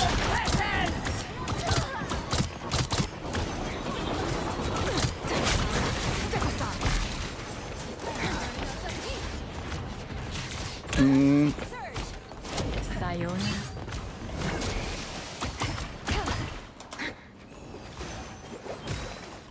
Do you run? Oh, she has a healer. That vehicle moving again.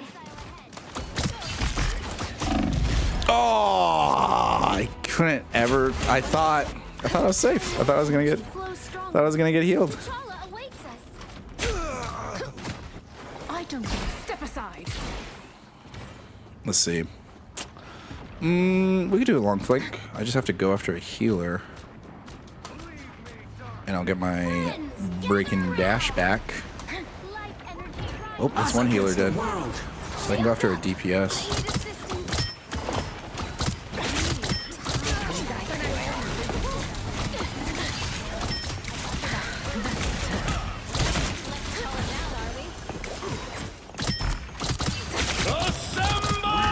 Wow. Wow.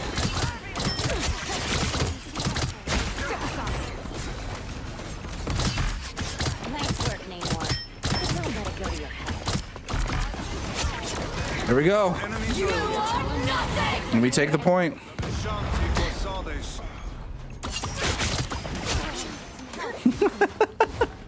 It's like waiting for Phoenix to return. Oh, I was gonna say it's like waiting for Phoenix to return in Valor, and I realized they're both named Phoenix. I just put that together.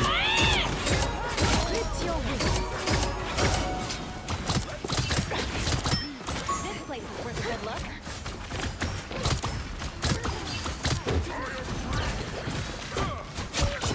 You have no healer. You have no healer. You have no healer. It's funny you think. I mean, Groot is the ace, but that just distracts you guys away from the actual problem of the game. Everyone else on our team supporting the Groot to allow him to be ace. Our enemies are here. Anyone willing to help? You're mine. Look out behind us. Good to go. What the heck? Oh man, they're just running in one at a time. They're trying to solve the symptom, not the disease. So close. Poor dudes. See, instead of countering players, you need to counter strategies. Ah, almost. Oh, I got her. Oh my gosh, I got her. Double KO. The sniper hasn't taken Over care. here, fella. Wouldn't mess with fruit, that's for sure. Protect the statue of Blast at all costs. Us against the world. Yikes, dude. Look at the score difference. Current score is Holy moly, 3, dude. It's like 2, 0. we are all in the double digits and they're Switch things barely up, halfway to the including second which digits, side man. you're on. Barely even touching the second digits. You'll need a top-notch team to win this one. My old edge is sharp. My mind is sharper.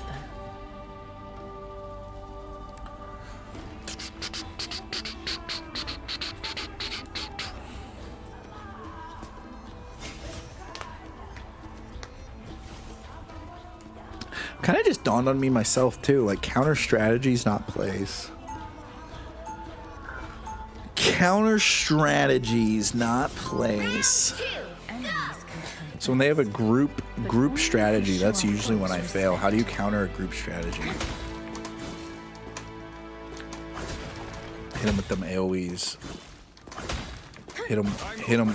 Take out just one person. Just chip away at the group. Take your time with them.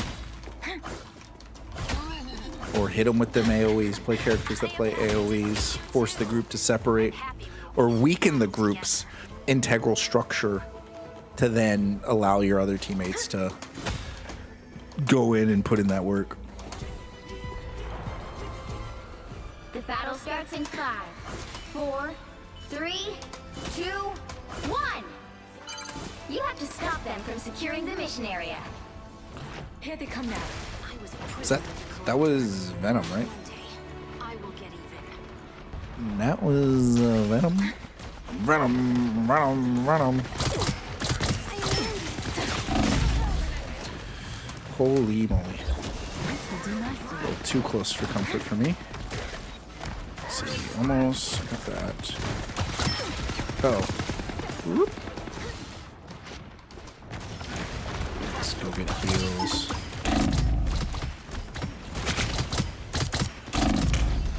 Ah, no heals?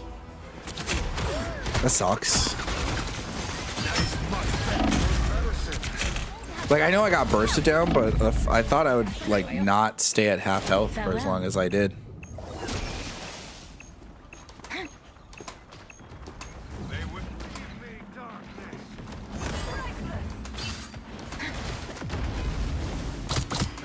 Now I think that's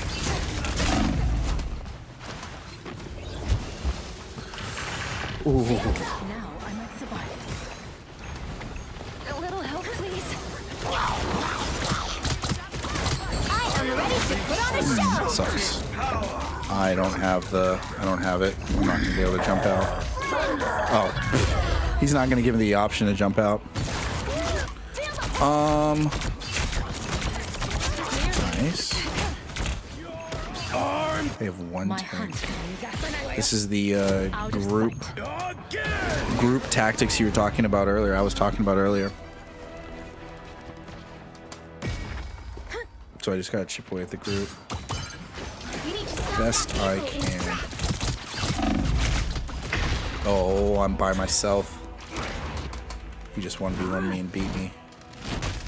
I don't like that Groot's waiting here.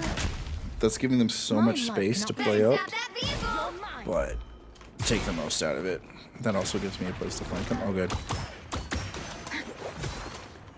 A little help, please. Chip away at the group. Chip away at the group. Nice. Nice. Nice. But don't let it go. Use the AoEs to our advantage. We have a lot of AoEs. And we have a lot of AoE ults.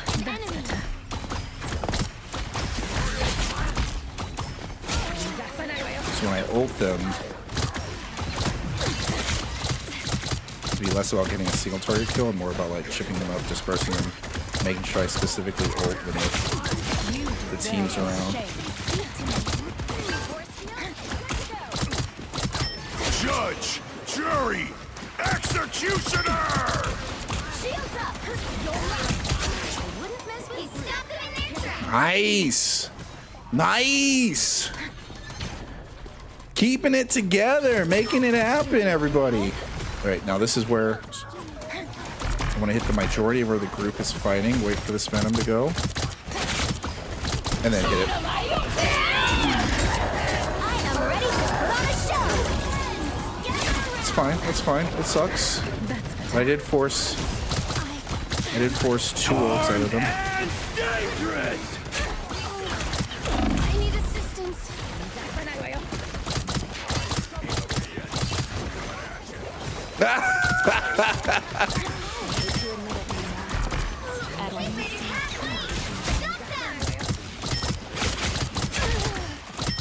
I unleash the Vishanti's power! Shit. Shit. Double kill! They do have Punisher. It pleases me to be They do have Punisher. Step aside.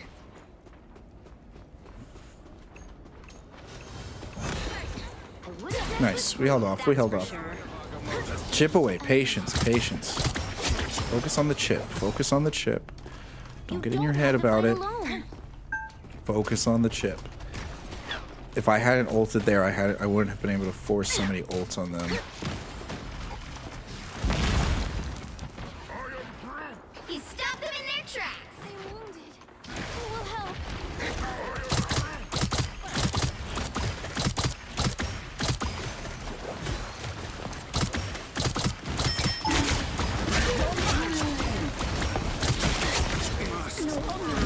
Oh! See what I mean by chipping away? Oh, thank goodness. Thank goodness. See, I was able to chip just enough so when we started doing AoE stuff, Need to be helpful. blew them away, blew them away. He stopped them in their tracks. Keep the chip, keep the chip. Counter their play style, counter their play strategy.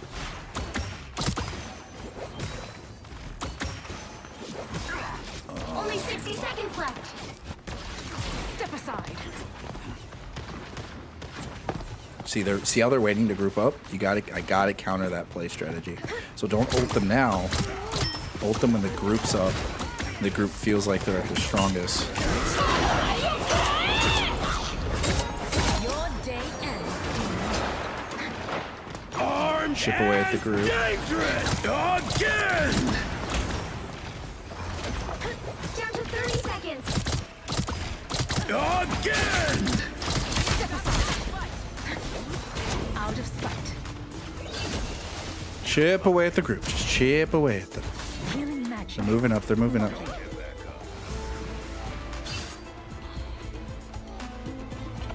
The final 10 seconds. There's still a chance to stop them. Am I gonna have it? Gather around. I am ready to put on Forced her to ult. Forced her to ult. Good.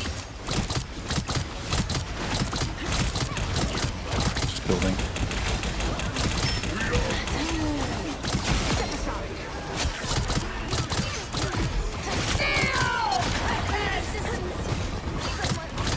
Got it. Nice, team. Nice. That's the chip. That's the chip. Usually those group tactics screw me over because I spend so much time looking for a 1v1. I can find a 1v1 in the group. I spooked her. I spooked her. I said either die or ult. Victory! Big win! Forced it out of here. Good stuff. Groot was really good. I'm not going to deny the fact that this boy did not deserve MVP. Boy totally deserved it. Gold 1, baby. Gold 1's right around the corner. We got time for one more game. We got time for one more freaking game. Let's freaking hit it. Let's hit it. Come on.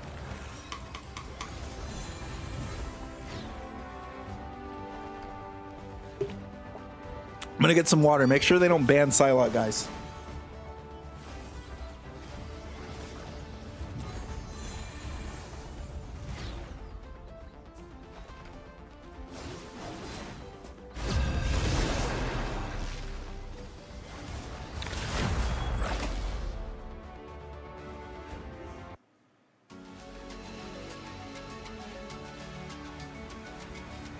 Which hero do you think you want to be today?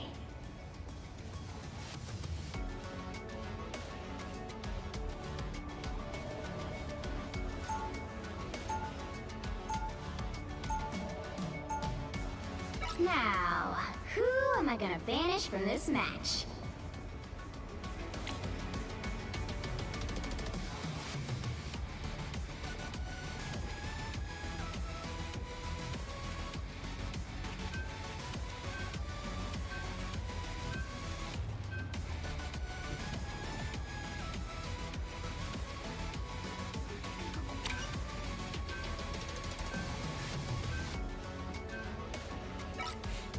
Okay.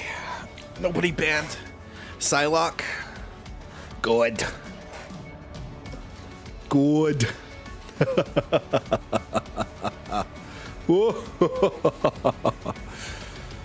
my girl, get my girl, get my girl, get my girl.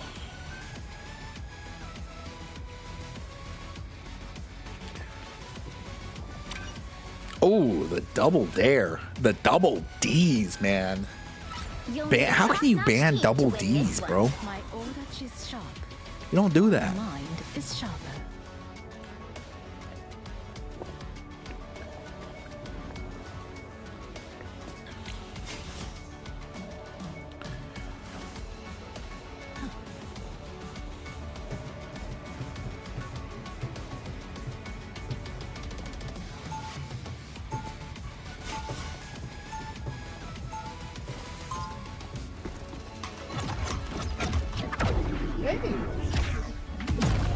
Feeling better.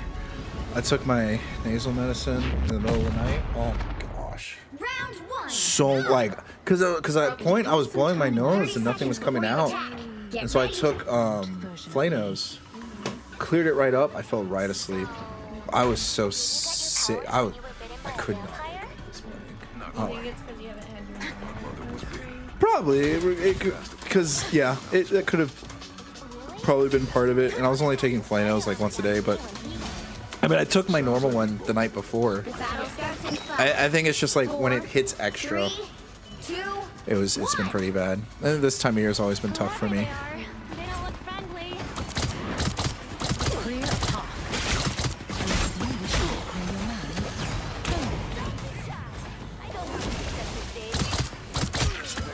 Oh, good. Wow, Mr. Fantastic's first to die. Never have I ever. Never have I ever. I'm so scared. What is that? What is that? Why is that? Why does that sound dangerous? Why does something sound so dangerous?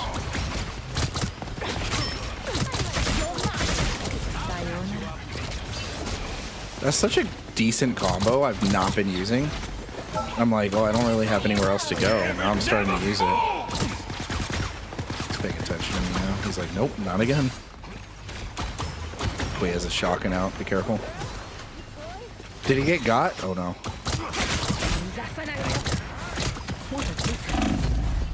Oh, that's what I get. That's what I get. It was too much.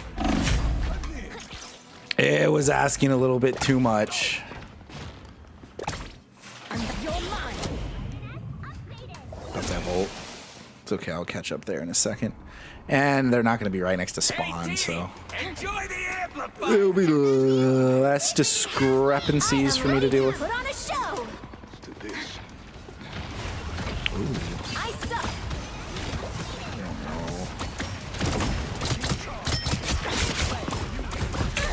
I saw him up there. Oh, good. He jumped down. Oh, not where I was expecting to go. Step aside. Let's keep them staggered. Fantastic.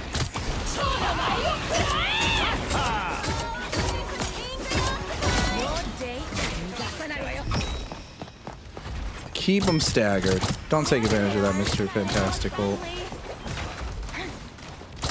Stop them in their tracks.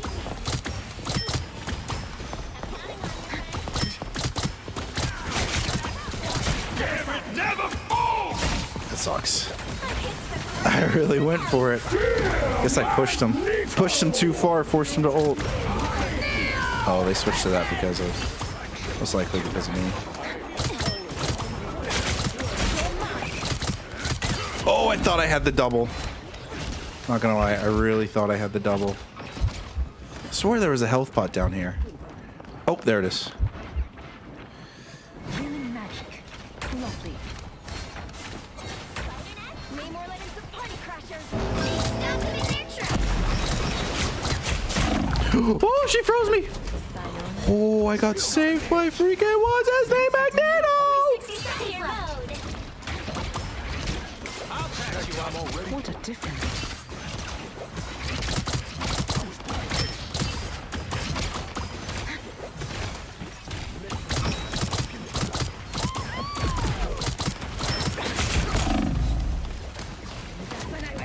I don't want to use 2 dashes. Ooh, Scroll Girl is so annoying. I like that. Thank you for that. Down to 30 seconds. Never fall. A little longer.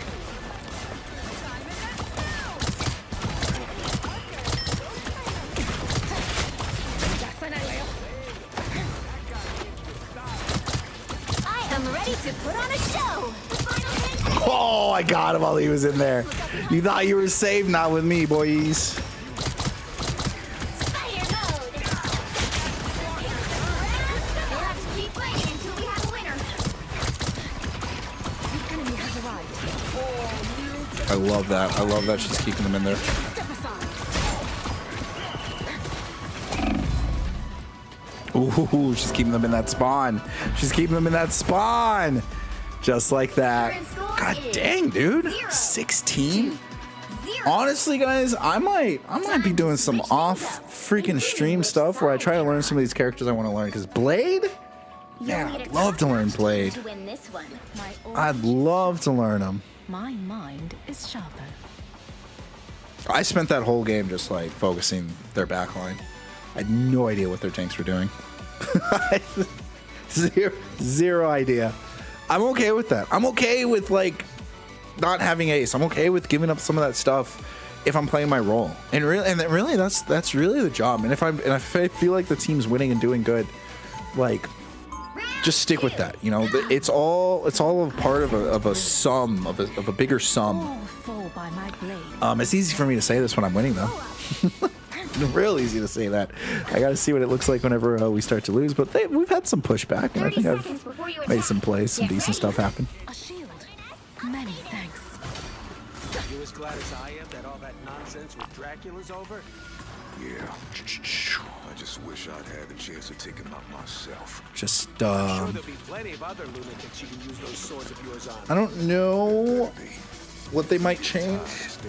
If they switch to like a penny, The battle starts in 5. that's gonna be annoying for me. I'm gonna be honest. 3, That's gonna be 2, truly. Oh, Iron Man. That's also annoying. And a penny.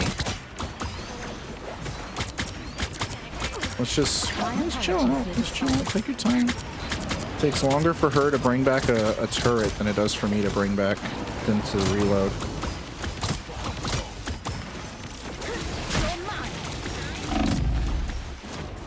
Oh my gosh. This will do nicely. You try to 1v1 me, buddy? You try to 1v1 me? Oh shit. He came right back. He knew he had a freaking safety. Step aside. This will do nicely. Alright, well, Rocket doesn't have his thing.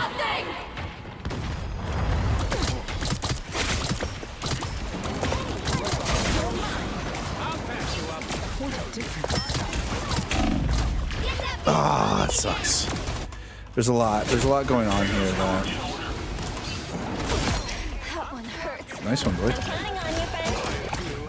My hunt continues. It's spider time!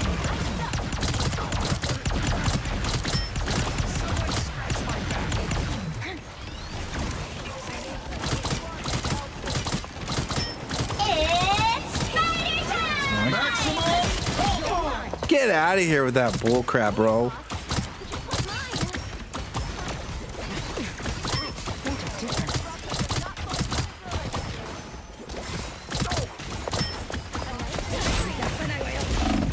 Oh, the spiders. I took one step into that frame and those spiders ate me alive. I'm back.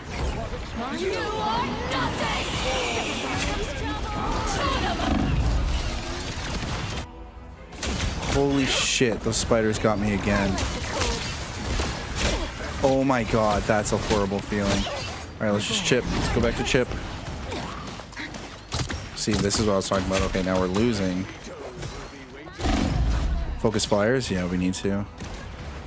I agree, I agree. Let's get this flying strategy out of the way. I like the cold. Make this count.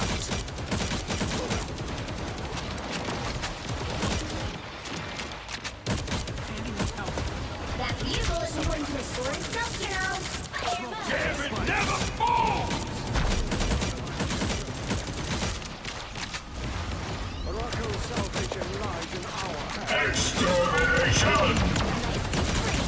Only 60 seconds left. Maximum pulse! Dang, that's the second time he's gotten a maximum pulse. See, I'm countering their players and not their play style. And their healers are actually crazy doing heals.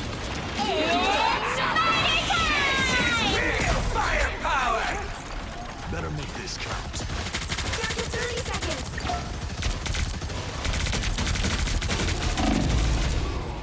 In reality, the flyers aren't doing... Double kill. The flyers are only succeeding because the healers are doing so crazy. Back for another tour. The final 10 seconds. So I need to outburst the healers. I need to outburst their sustain. Heavy weapons. Let's keep fighting until we have a winner.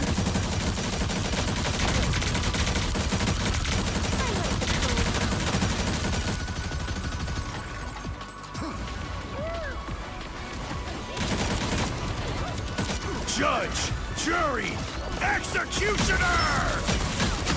Maximum pulse! Double KO. Oh my gosh, we just have to get this far. We just have to get this far.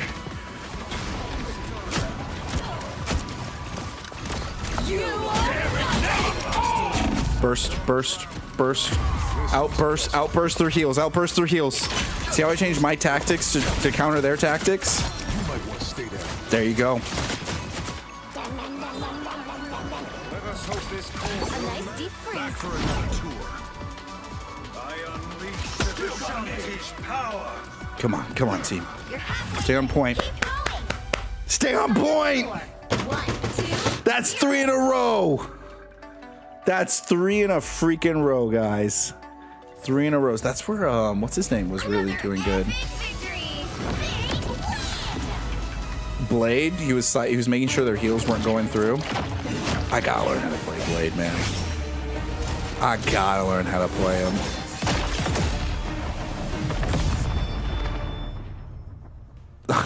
They gave him the waves. Oh, we're so close to gold 1. I gotta play Hollow Knight, guys. I gotta play Hollow Knight. Oh, we're so close to gold 1. Tomorrow we push for it. 3 wins in a row. 3 wins in a row with a new way of looking at it. Counter their strategies, not the players. Good stuff. Good freaking stuff, guys. All right, let's hope that my background isn't ban worthy. If it is, get ready to switch to podcast mode. No, it's good. It's good. It's just Magic the Gathering.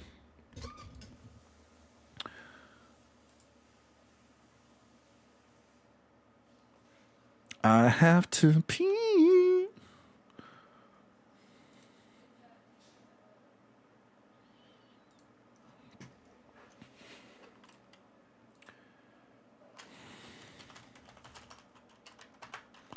Some point. Okay. I'll be right back. I'm gonna go pee.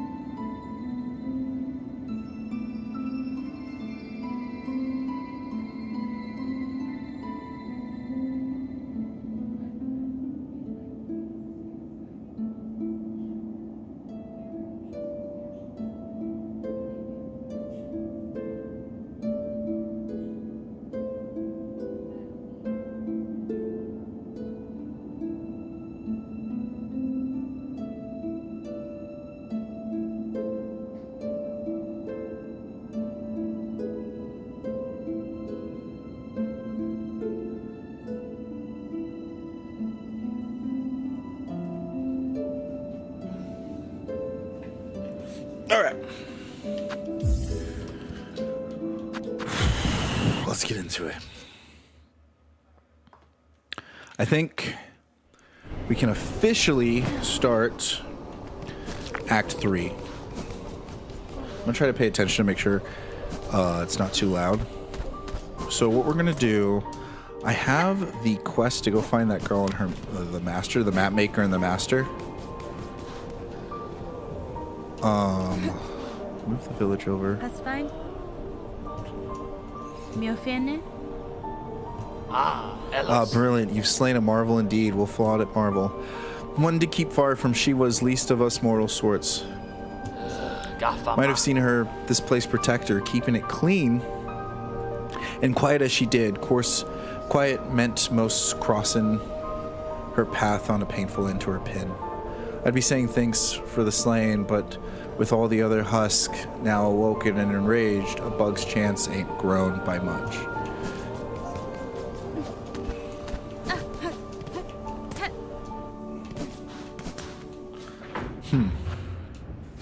Do I have the tools I want on me?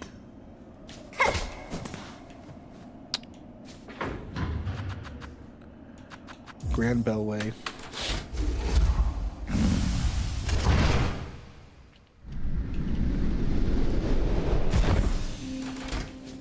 I'm pretty sure I'm supposed to head to Biowater.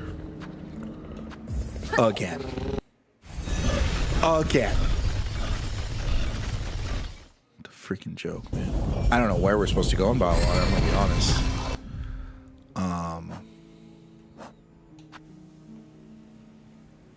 In Biowater. Ugh. Every time I think I'm done with this area, comes right back around to just tell me nope. Oh, son of a gun. Oh wait, do I have to track the ring itself? Yeah, there we go.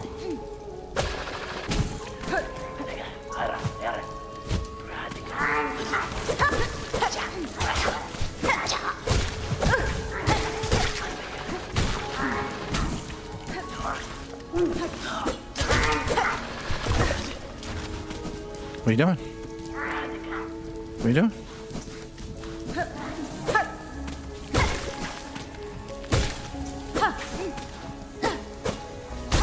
Get out of here.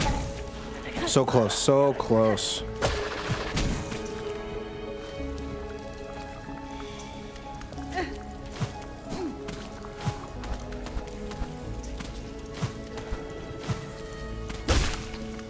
Dang it.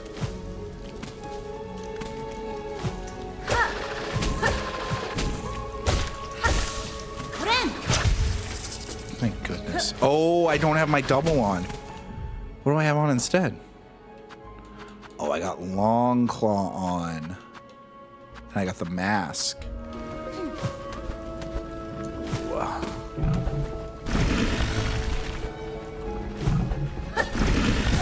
Oops. I don't know how far.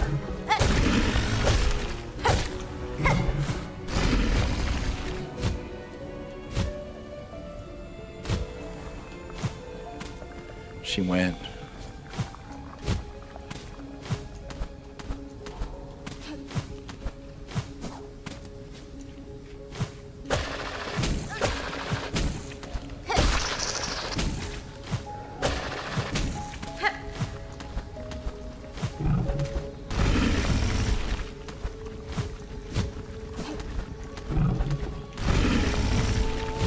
Okay, good.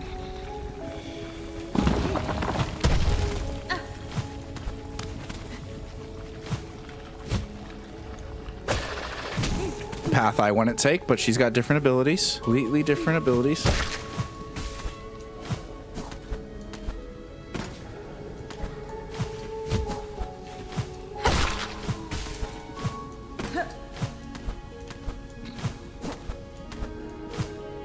Okay.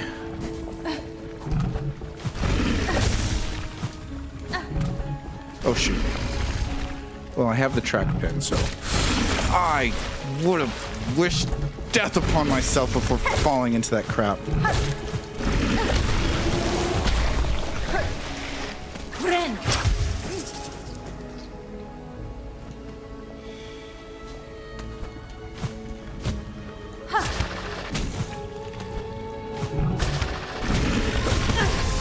Sometimes. Oh my gosh. This is death. This is death. I've never struggled through this part before. Freaking Biowater, always finding new ways to show you your shortcomings. Are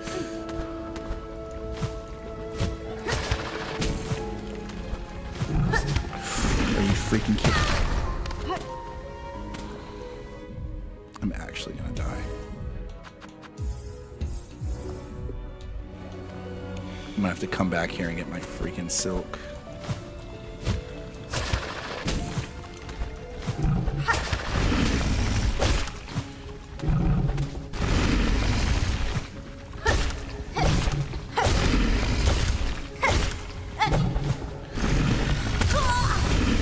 I told you. Told you. Oh my god, it's the... Oh. god, that diagonal freaking way. That's a freaking stupid thing. Let's freaking do this stupid stuff. Okay, well. Do we take off the mask? Do we take off the mask? I like the mask. I like Long Claw. The double heal, honestly, is truly just beneficial in Biowater because you get to get rid of the bio. So I am okay losing for Biowater.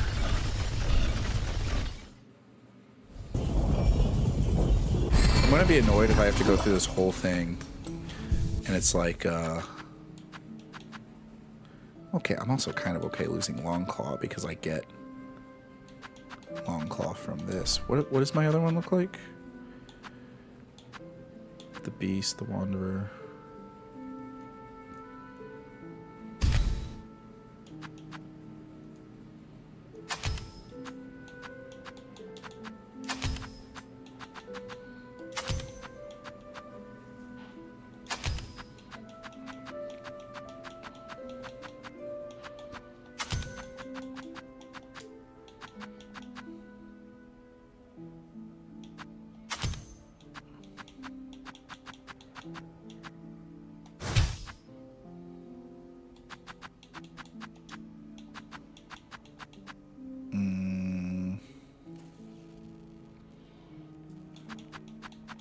Let's be real, honestly.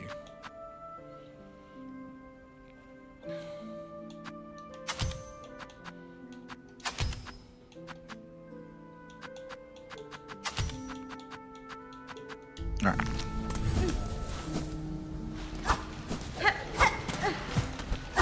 It gives you some extra.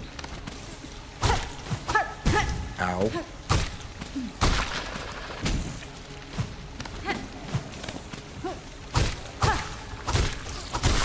Oh, I've missed this. Oh, I've missed it.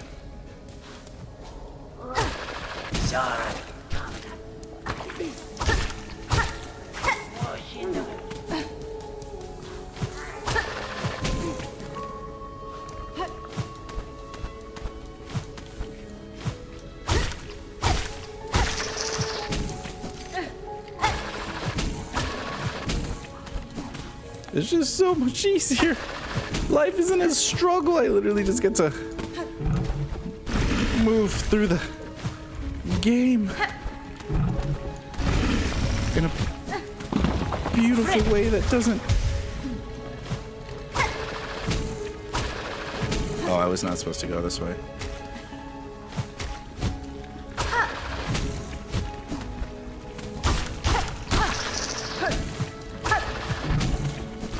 Oh, I'm dead.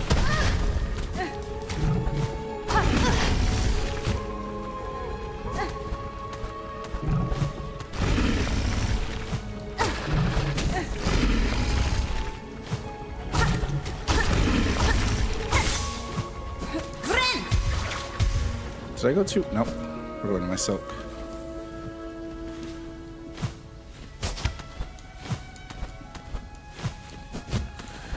Oh, that was scary.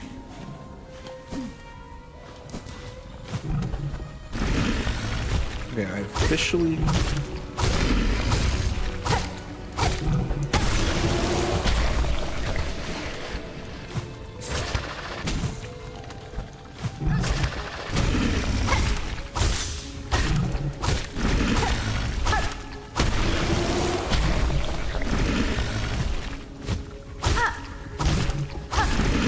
Life is so much simpler. Oh, so much simpler. Okay, let's track this.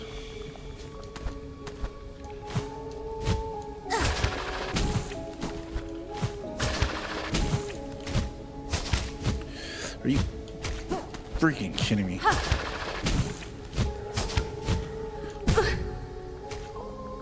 I feel like a Goram idiot, man. What is going on here?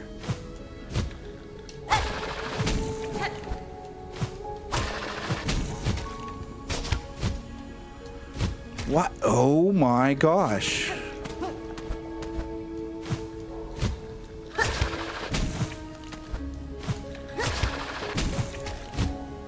Can you not? What the fuck? What the fuck? I know I've made that before without the guy there.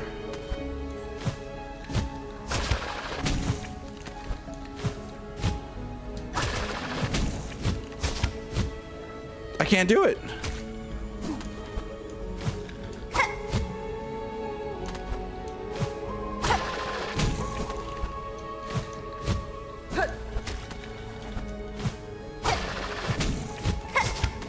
Jeez Louise. Can you imagine? And then I lost the ring. So I don't know if I'm supposed to go. You know what I am gonna do though? I'm gonna go up.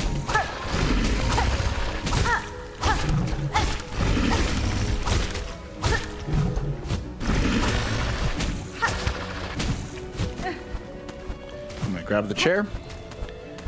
I have a strong suspicion it's going to be a fight, and I'm going to appreciate the fact that I have a chair.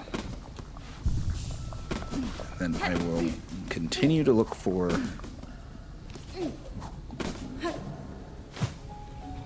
Whoa, that was close.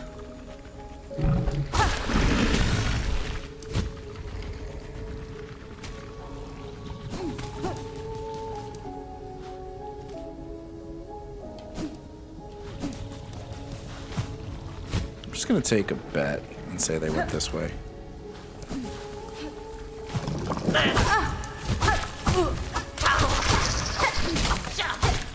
Jerk. Starting to think my gambit is not paying off.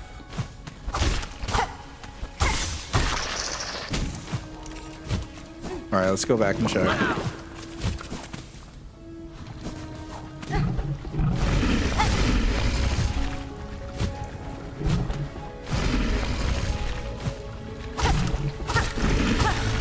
You die because you're annoying.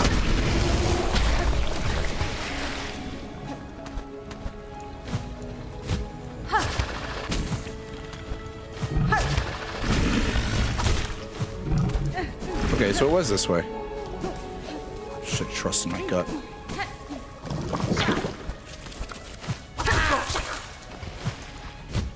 It's like, where else are they gonna go?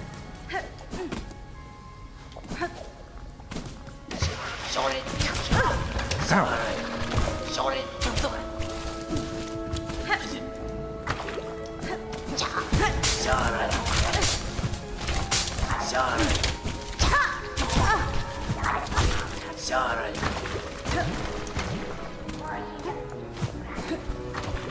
Why did my double jump work?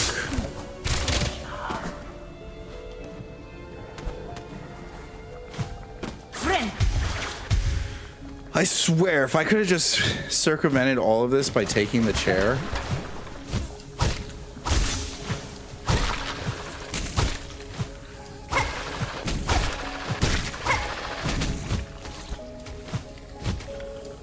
It's starting to look like that. Oh my gosh, please tell me you go up. Okay, thank goodness.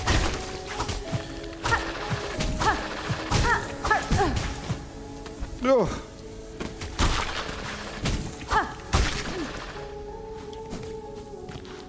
Oh, those look like dead bugs. Whoa. Okay, okay, okay.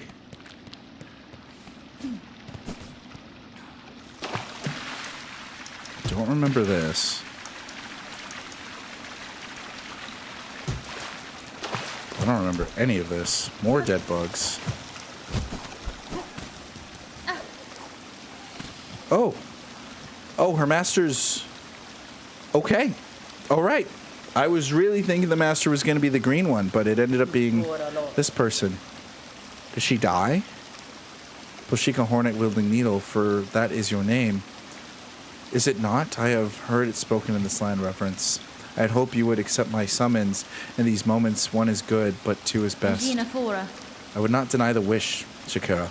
A somber ceremony seemed likely at this trial's end. I'm sadly proved correct. This then is your master? The fiercest of my tribe, here she lies. I called her master, true, but she was mother just as much. More by far than the bug who bore me. Damn, dude. Among many marvels of this kingdom, she found a fine place to meet her in. Ending my age, my tribe would call that shame, but I see only strength unbeaten. Even as her shell betrayed her, she walked this kingdom's breedeth at. It was her trail followed that allowed me to share and witness to its dignity. Hornet-wielding needle, you too have journeyed these many paths as my master before us. Join me now for her song sending. It is time her soul to walk beyond her shell. Let's hear it. Oh, is Hornet gonna sing? Oh, she'll play the instrument. It would have been nice.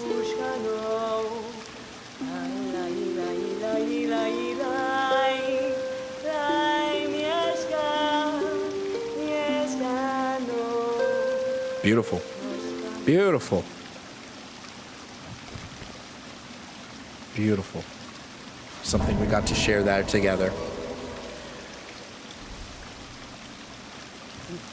For sharing this moment, I shall have you accept a gift, one I had believed I would never pass.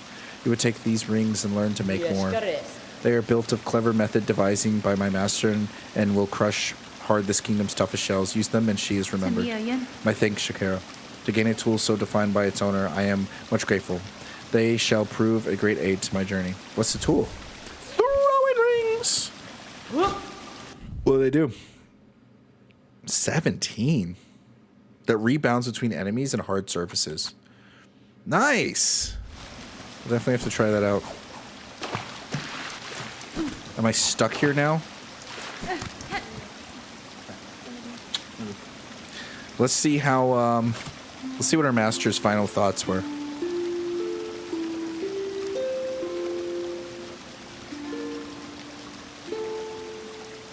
Nothing. She didn't have any. Just, warrior. Warrior to the end.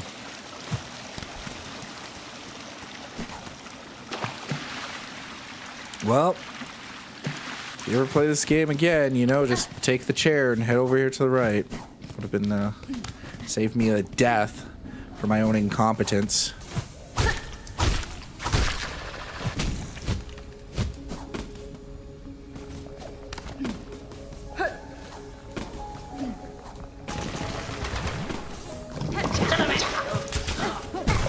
Oh, it hit me.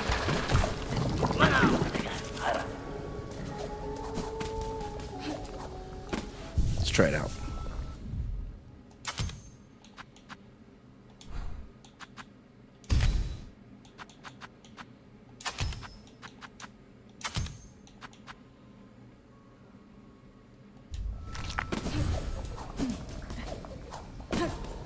All right, what's next? Oh, luckily he went out of the way. Maybe the feature that I hated most about them is actually the thing that I end up loving. That helps me get through that way faster. Whoa, I forgot I left it on. Oh my gosh, good way to find out that way and not the other way, huh?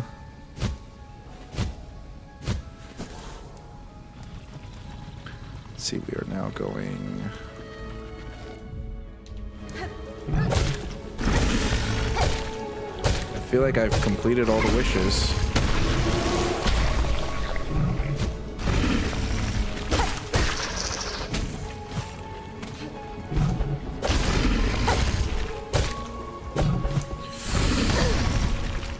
Jerk. Oh my gosh, I'm getting juked by him.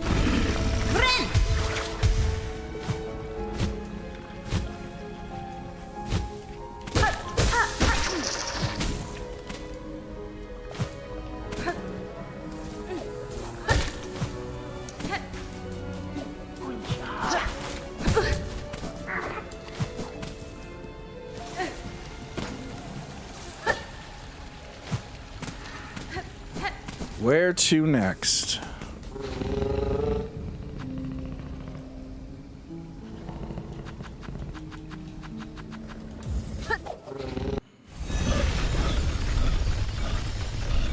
I mean, the wish has been granted.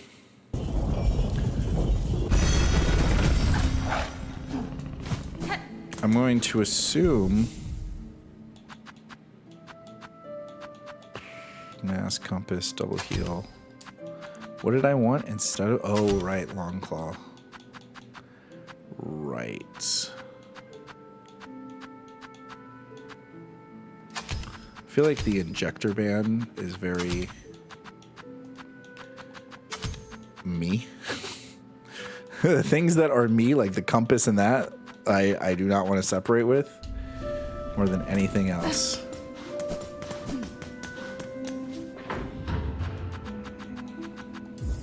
When I go up to the first shrine, I know to get into the third act, there's this quest I gotta start to talk to all these people, so I'm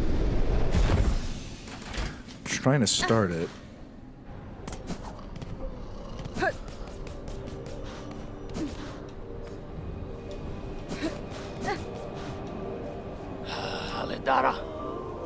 Alban, you've been up to both here and down. Some stranger mantles are talking to you for yourself, seeing all the bugs saved and wish promise. Strange mantle you're taking for yourself, seeing all the bugs saved and wish promises. I think we're doing it. I think we're going into the third act, guys.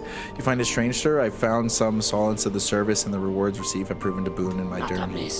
But it ain't your place now, is it? I see well that you are a weaver no more. It's below your station. You ain't no common sort meant for carrying on us little folk. I can say the same for you. You still chooses to remain cowed. You continue to pose as only a simple pilgrim. Don't you think it's past time you cease the performance? Leave off, old one. Permit a bug their small disguise. It's been a pleasant thing to play simple, and I weren't calling for change, even if you seem insistent on bringing it. Ooh, what did we just discover? Change was unavoidable, sir. Whether I arrived or not, the monarch stirs its threads stretched for. My presence only accelerates the inevitable. So what are you hoping for, eh? Planning to usurp, to perch above us all as queen, build up our hopes only to string us in your own beastly web, such as the way of the weavers? That was my first ending. That was my first ending, which is why I'm sitting here trying to not get that ending. Oh, cacho. Raspin? Choke caves beside. As I knew the bugs, its premise long, braver little fan when seeking alliance with those basic bugs of the swamps. Thought they'd both gain a union scheme of defiance. I don't know what to do next. I truly do not know what to do next.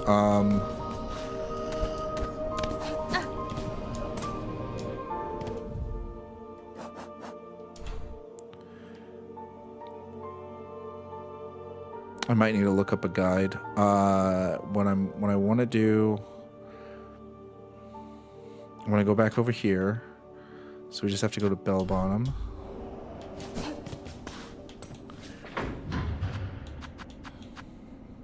See if I've evolved anymore. How's we going? I thought I'd be in Act 3 by now, but I'm not. I feel like I've hit a wall. I think I'm gonna have to pull up a guide. I'm gonna try this one last thing, and if it doesn't go, we're gonna pull up a guide because I have no idea how to get into Act 3. I feel like I've done everything. I've done all the bounty boards. I've done even the guy mentioned like of doing it, but I'm still gonna get the bad ending.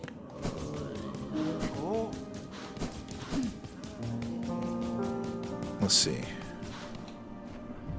Nothing.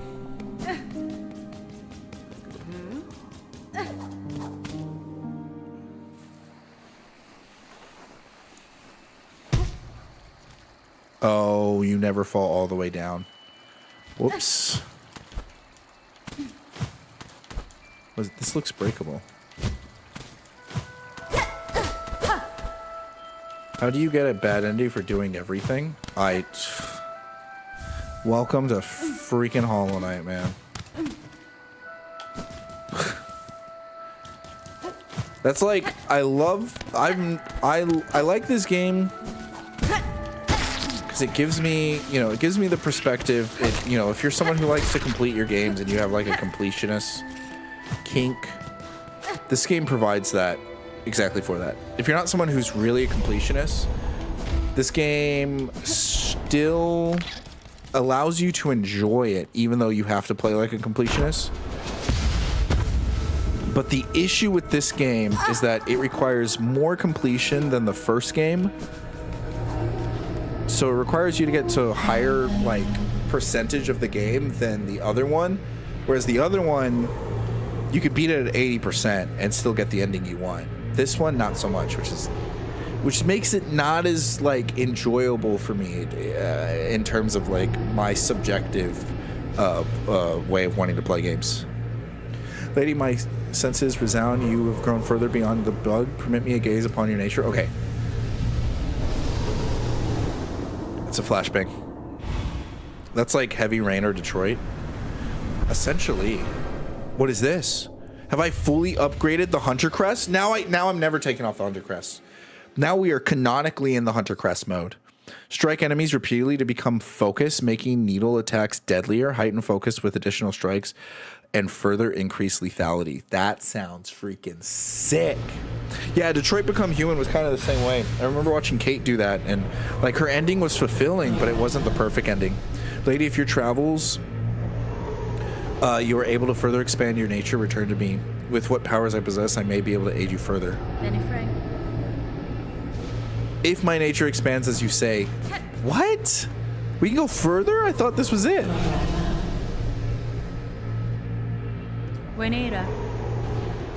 Wait, how much further do I need to go?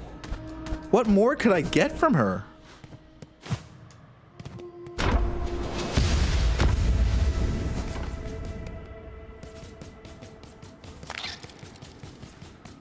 Ow.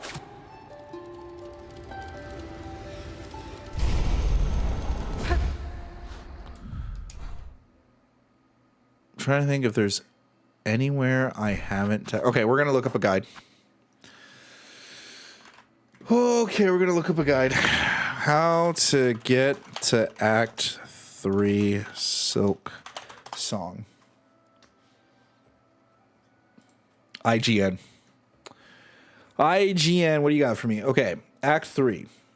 So, move the fleet caravan to its final destination, complete all Wishboard side quests, and buy a Bell home. Fuck. I spent all my money doing other things.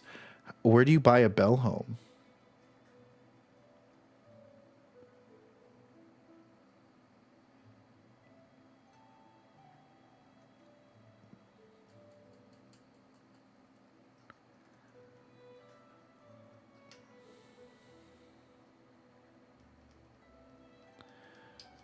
Speak to the NPC in Bellheart to unlock your house. Once these have been completed, visit Songclave and get the silk and soul wish from the caretaker. Okay, so Bone Bottom wishes, Bellheart wishes, Songclave wishes. I think I've done all that. What NPCs? Once all of Bellheart's quests are complete, speak to an NPC in Bellheart to unlock your house. So let's go to Bellheart and get a house. We got player housing, guys. Oh my gosh, I'm gonna get destroyed by that one bug.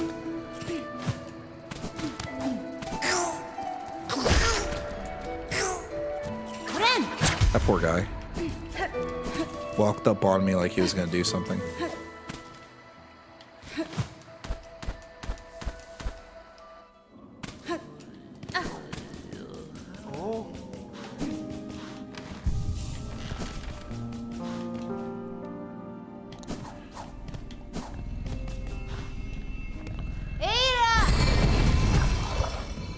Please tell me.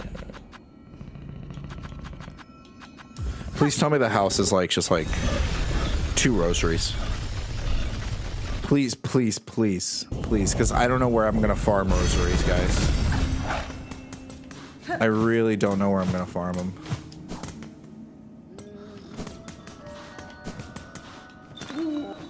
Welcome, welcome, weary pilgrim. Though the glorious Bellheart may be past in the finest shine, it still remains the last friendly stop before the Citadel.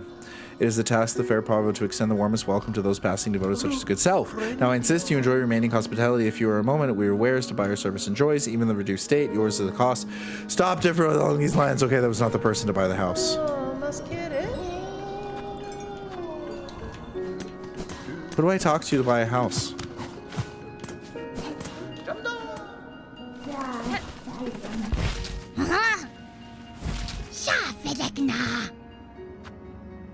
Give relics? Yeah.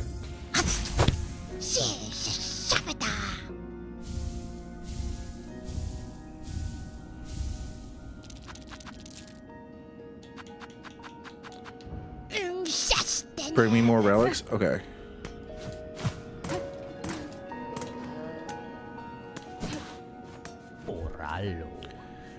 Seek service to haste. Who knows? I have not found another oil. I spoke to every NPC. Not a single one of them offered me a house.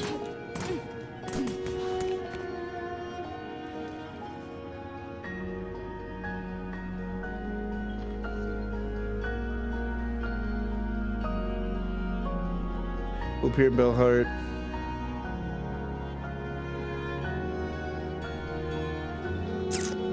Let me make sure I've done all the wishes based on their checklist over here. Oops. Okay.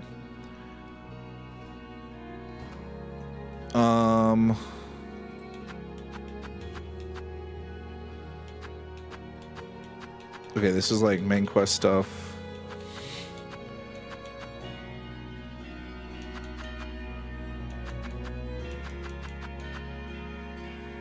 Lost Fleas I've done.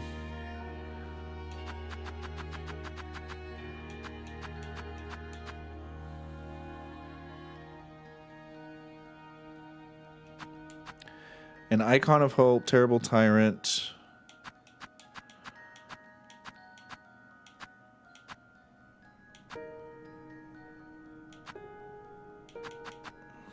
I was looking at the wrong thing. Violated Flint Beetles. Grab Bone Bottom Repairs.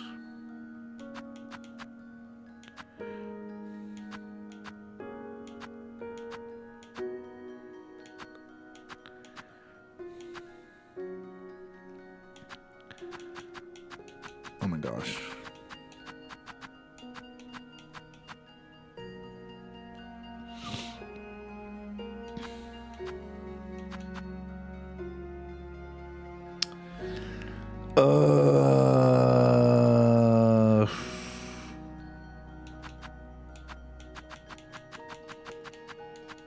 Everything looks done. Icon of Hope.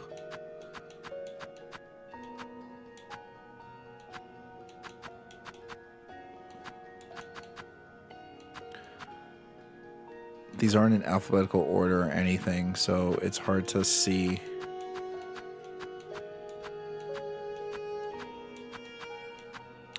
Okay, there's some I don't have. Like I don't have Restoration of Bellheart.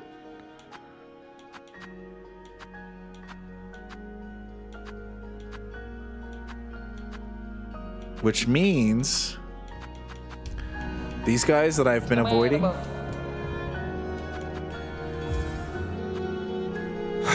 I gotta do it.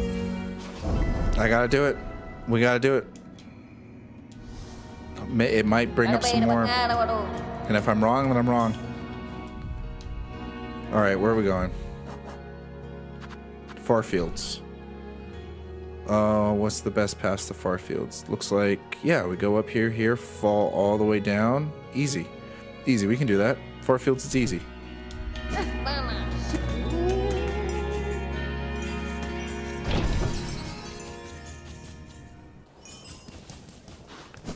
What the heck is this?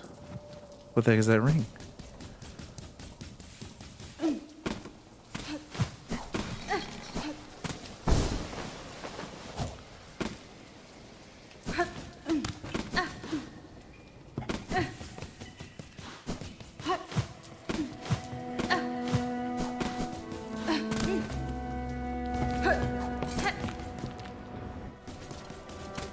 Oh! Almost got hit by that guy. And I got hit by that guy.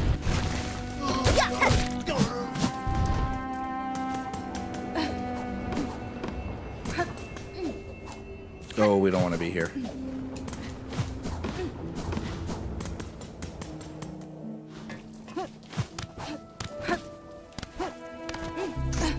We want to go up here.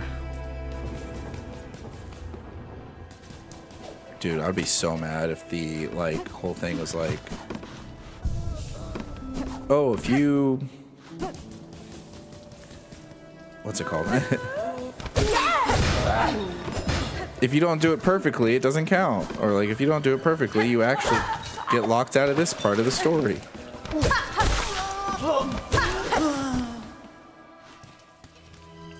Okay, Farfields is right down here. Hopefully I don't take too much damage from falling.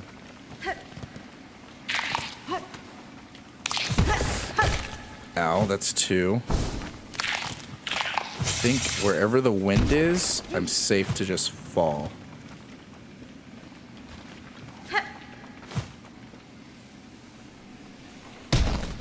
Are you...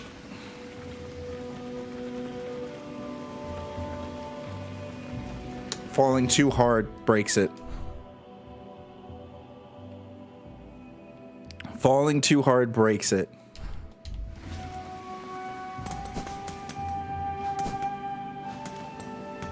We were right there, guys. Right freaking there.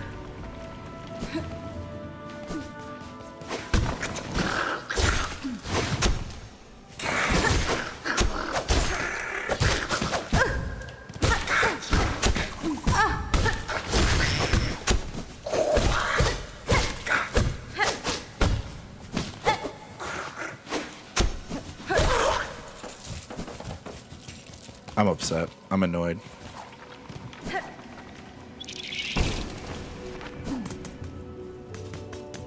I should have known. I should have thought about it. I should have been like, oh yeah, maybe if I... Ada! Heavy falls. What a joke. And then I can only do one at a time. Probably better that way anyways. Oh, all right.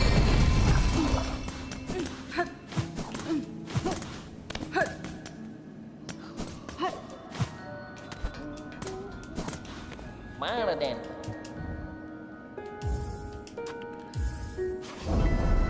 Come on now. Let's get it. Let's get it going. Let's get it going this time. Let's get it going for the right reasons. Let's get it going for the good reasons. Let's get it going for all the things that we couldn't do before.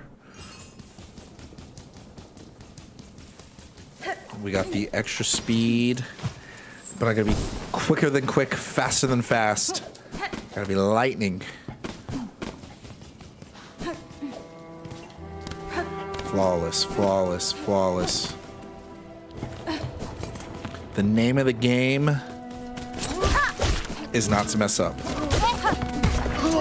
It's a mess up. All right.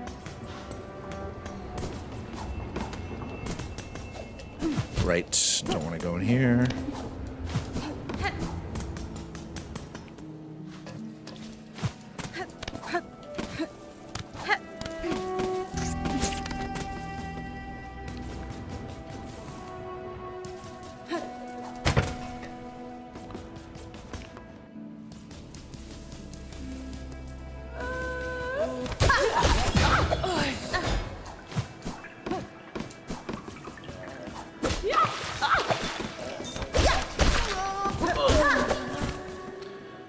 You do it to get him out of the way. You do it to get him out of the way, and that's it.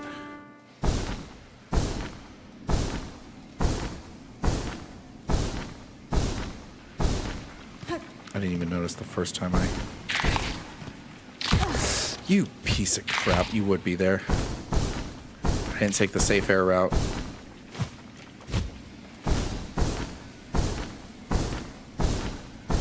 It's okay, we can take 3 more hits.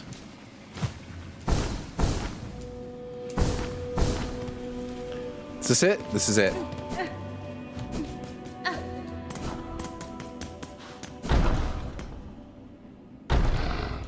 What the heck? Oh, shoot. Of course you'd be here.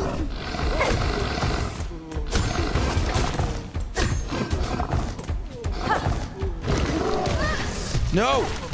No! You gotta be kidding me!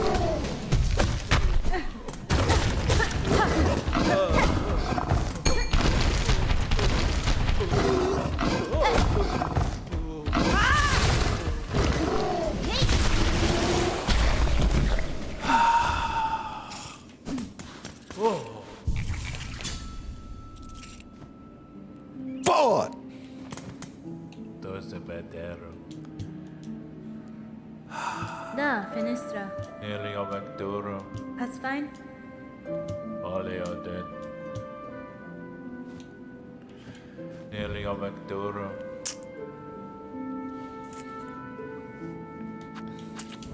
Ugh, dos de bedero. Let's run it back a third time, I suppose.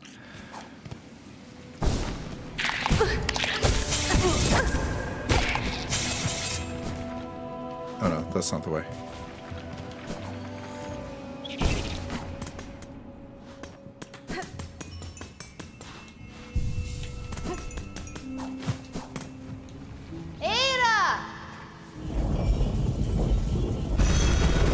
It's not even counting the other time we have to go through it, where we're gonna have to freaking. Oh gosh.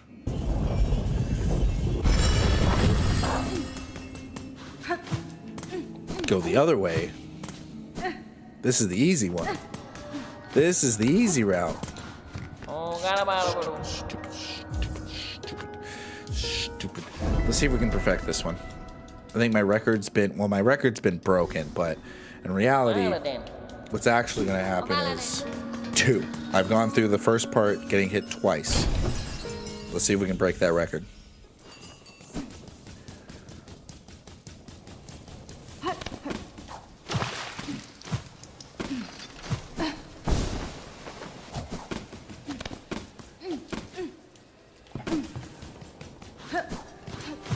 Remember, don't go down the fast travel area.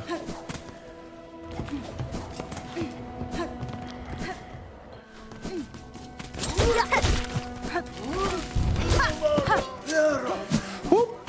Oh, don't go down the fast travel area.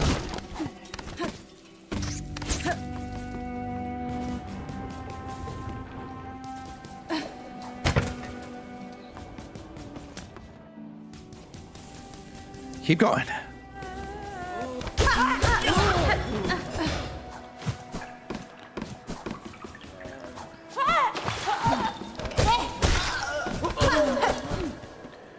We've all seen it before. Nice.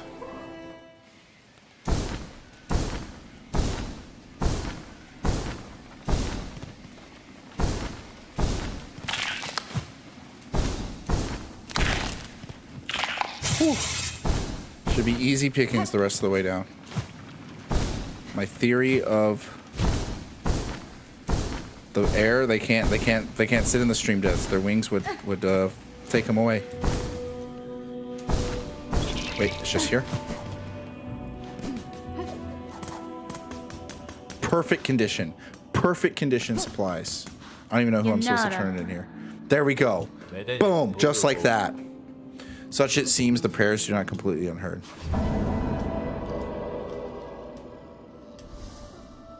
Elio Vecturo.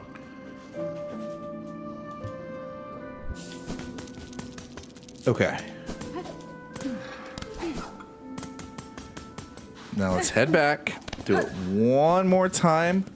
But this time we're doing it on hard mode because we got the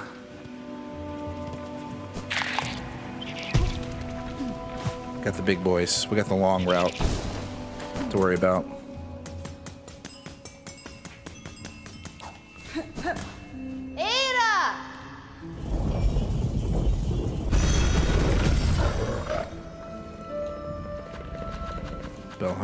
Bellheart. Where are you? There you are.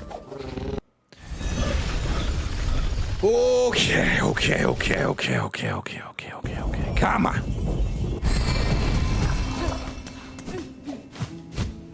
We're gonna go through here.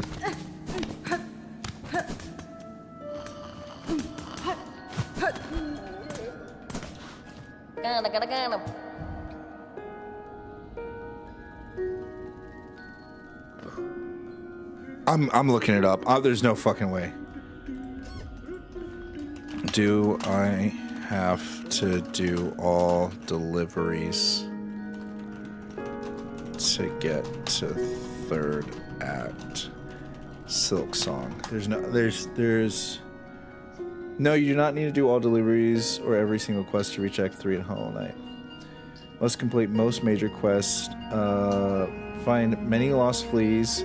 Move the caravan. Finish all wishboard wishes and achieve specific milestones like beating Lace, Act 2 boss, and finding key abilities, double jump. Bellhome. Bellhome. Okay, so how do I get a Bellhome?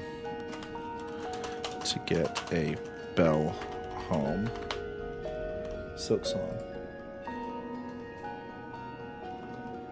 You must first complete story progression by defeating the Widow to lift Bellheart's curse. Okay, that's fine.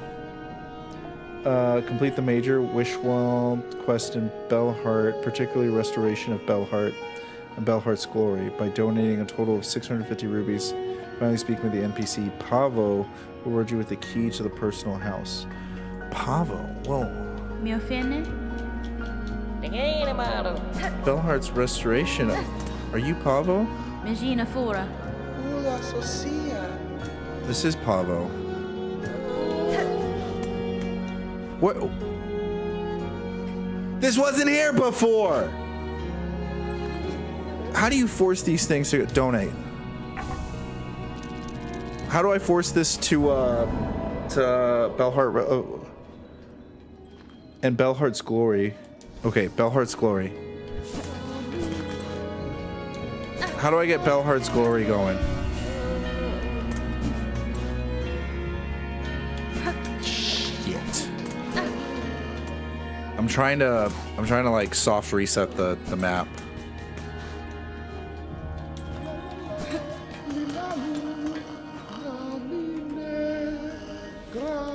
How long till a board adds new quest? Silk Song. New quests appear on the wishboard and settlements like Boneheart, blah, blah, blah, as you progress, often after completing other tasks or donating resources with major quest lines. All other wishes in the region are obtaining your own battle home. Okay, so what, after I complete other tasks, that's when this pops up? Do I have to, because that wasn't shining before, right? Queen's Egg? Where do I have to go for the Queen's Egg?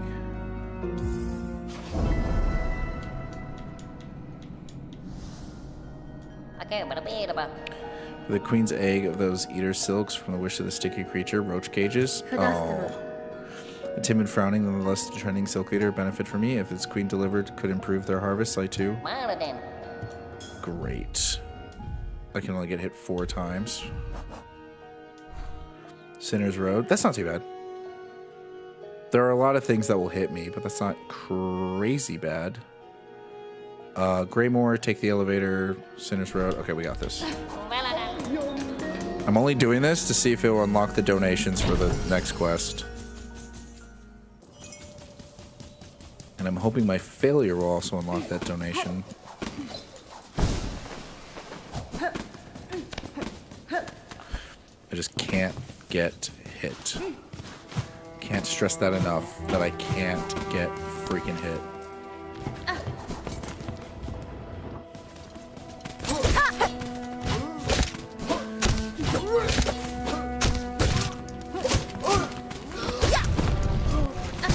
Ah! As I get hit. 3 more hits, 3 more hits, and those freaking roaches will hit you for more than just 1 time. Elevator.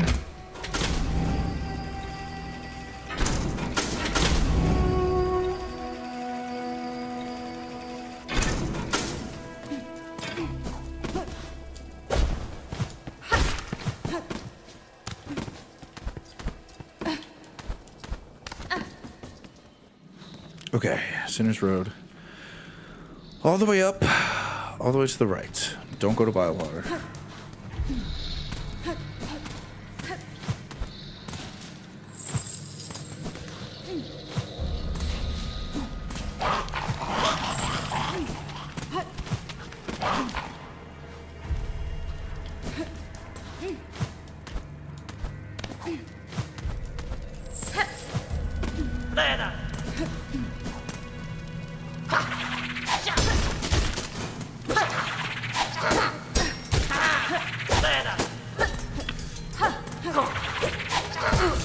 God damn it, Mario.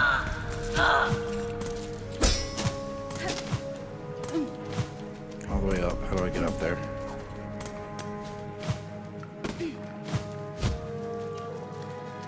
Shoot.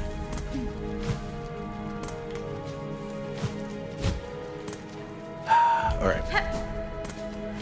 Go through the cages.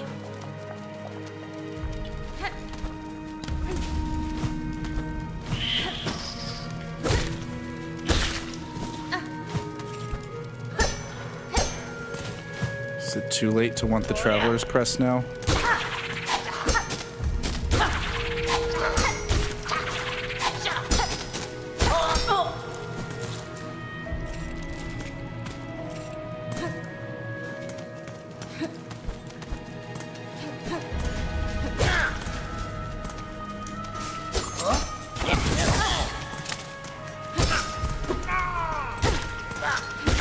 Yo, Dongon pissed me off.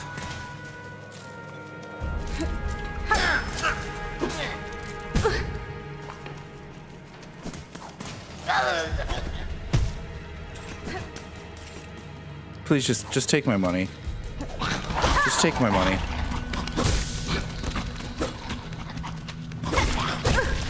I don't want anything else from you.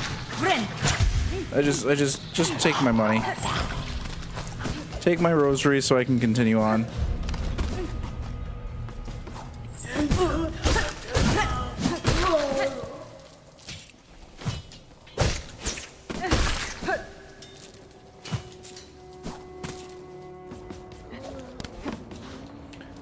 If it's not there, I'm ending stream on a disappointing note. If it is there, I'm ending stream with us being able to freaking start Act 3. I've said that forever now. But that is the last requirement for me to do.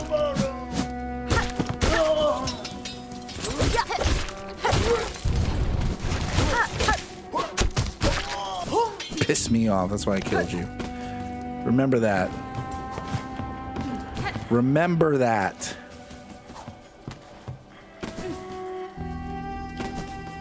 Would it have been faster to just fast travel? I don't know at this point. Would I have to sit through a loading screen? I'm already there. Probably. Please just be there. Please just be. Oh, it's there. It's there. It's there. Thank goodness. Donate. Take. Oh, yes. Yes. Now let me buy the home. Let me buy the home. Oh, this is. Oh, this is good. This is good. This is good. This is good. You continue to help the Bellheart has not gone unnoticed, Miss Traveler. In these terrible times, it's rare enough to see any wish granted. I've scaled the suffering walls of Fairloom, and I have admitted fulfilling these requests may do a little to affect the cause. Oh boy, don't I know it. Come on. To aid another warmth is forgotten. Wait, what am I missing? What am I missing? I donated.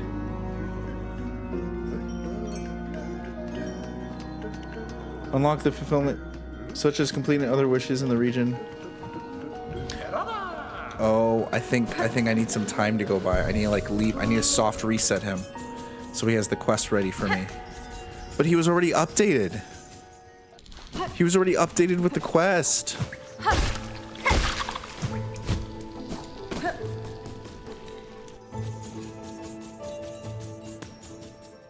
I'm not doing another run. I don't care who needs supplies, who doesn't need supplies. I'm not doing it. Give me a house already.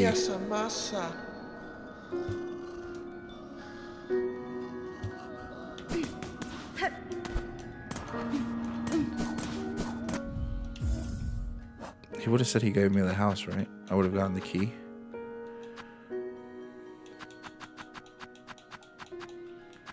Gosh dang it. I don't know.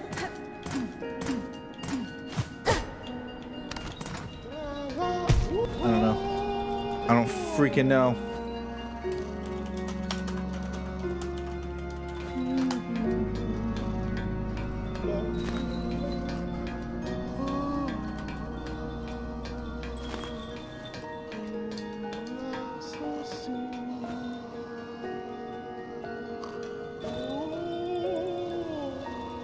finally speak to NPC Pavo.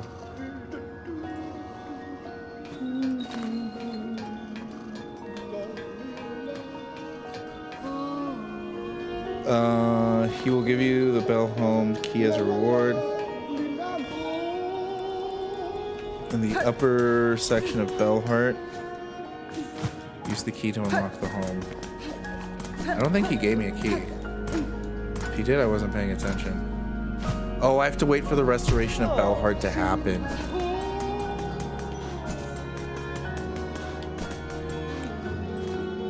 I'm gonna try something.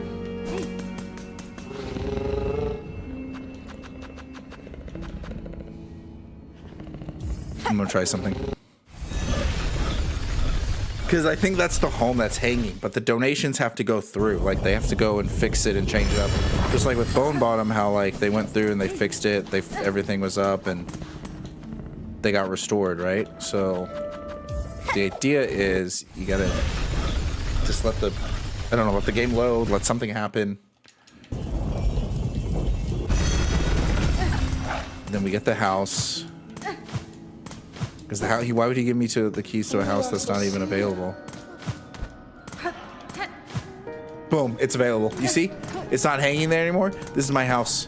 This is my house right here. Because I restored it. Told you guys, locked. Boom, give me this, give me this, give me this, give me this, give me this. Home saves instead of Squire times. I've seen changes at Pavo. It's pleasing to hear, Mike. Indeed, your generosity guide for others revealing now sorely missing. Bugs of this town without its residents age scarcely do. You've met in recognition of noble efforts, one small step. Bellhorn, your very own.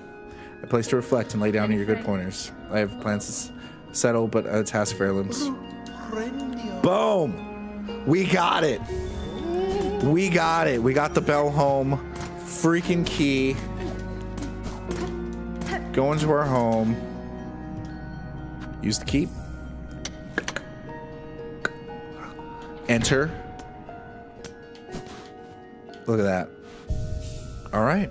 All right. All right.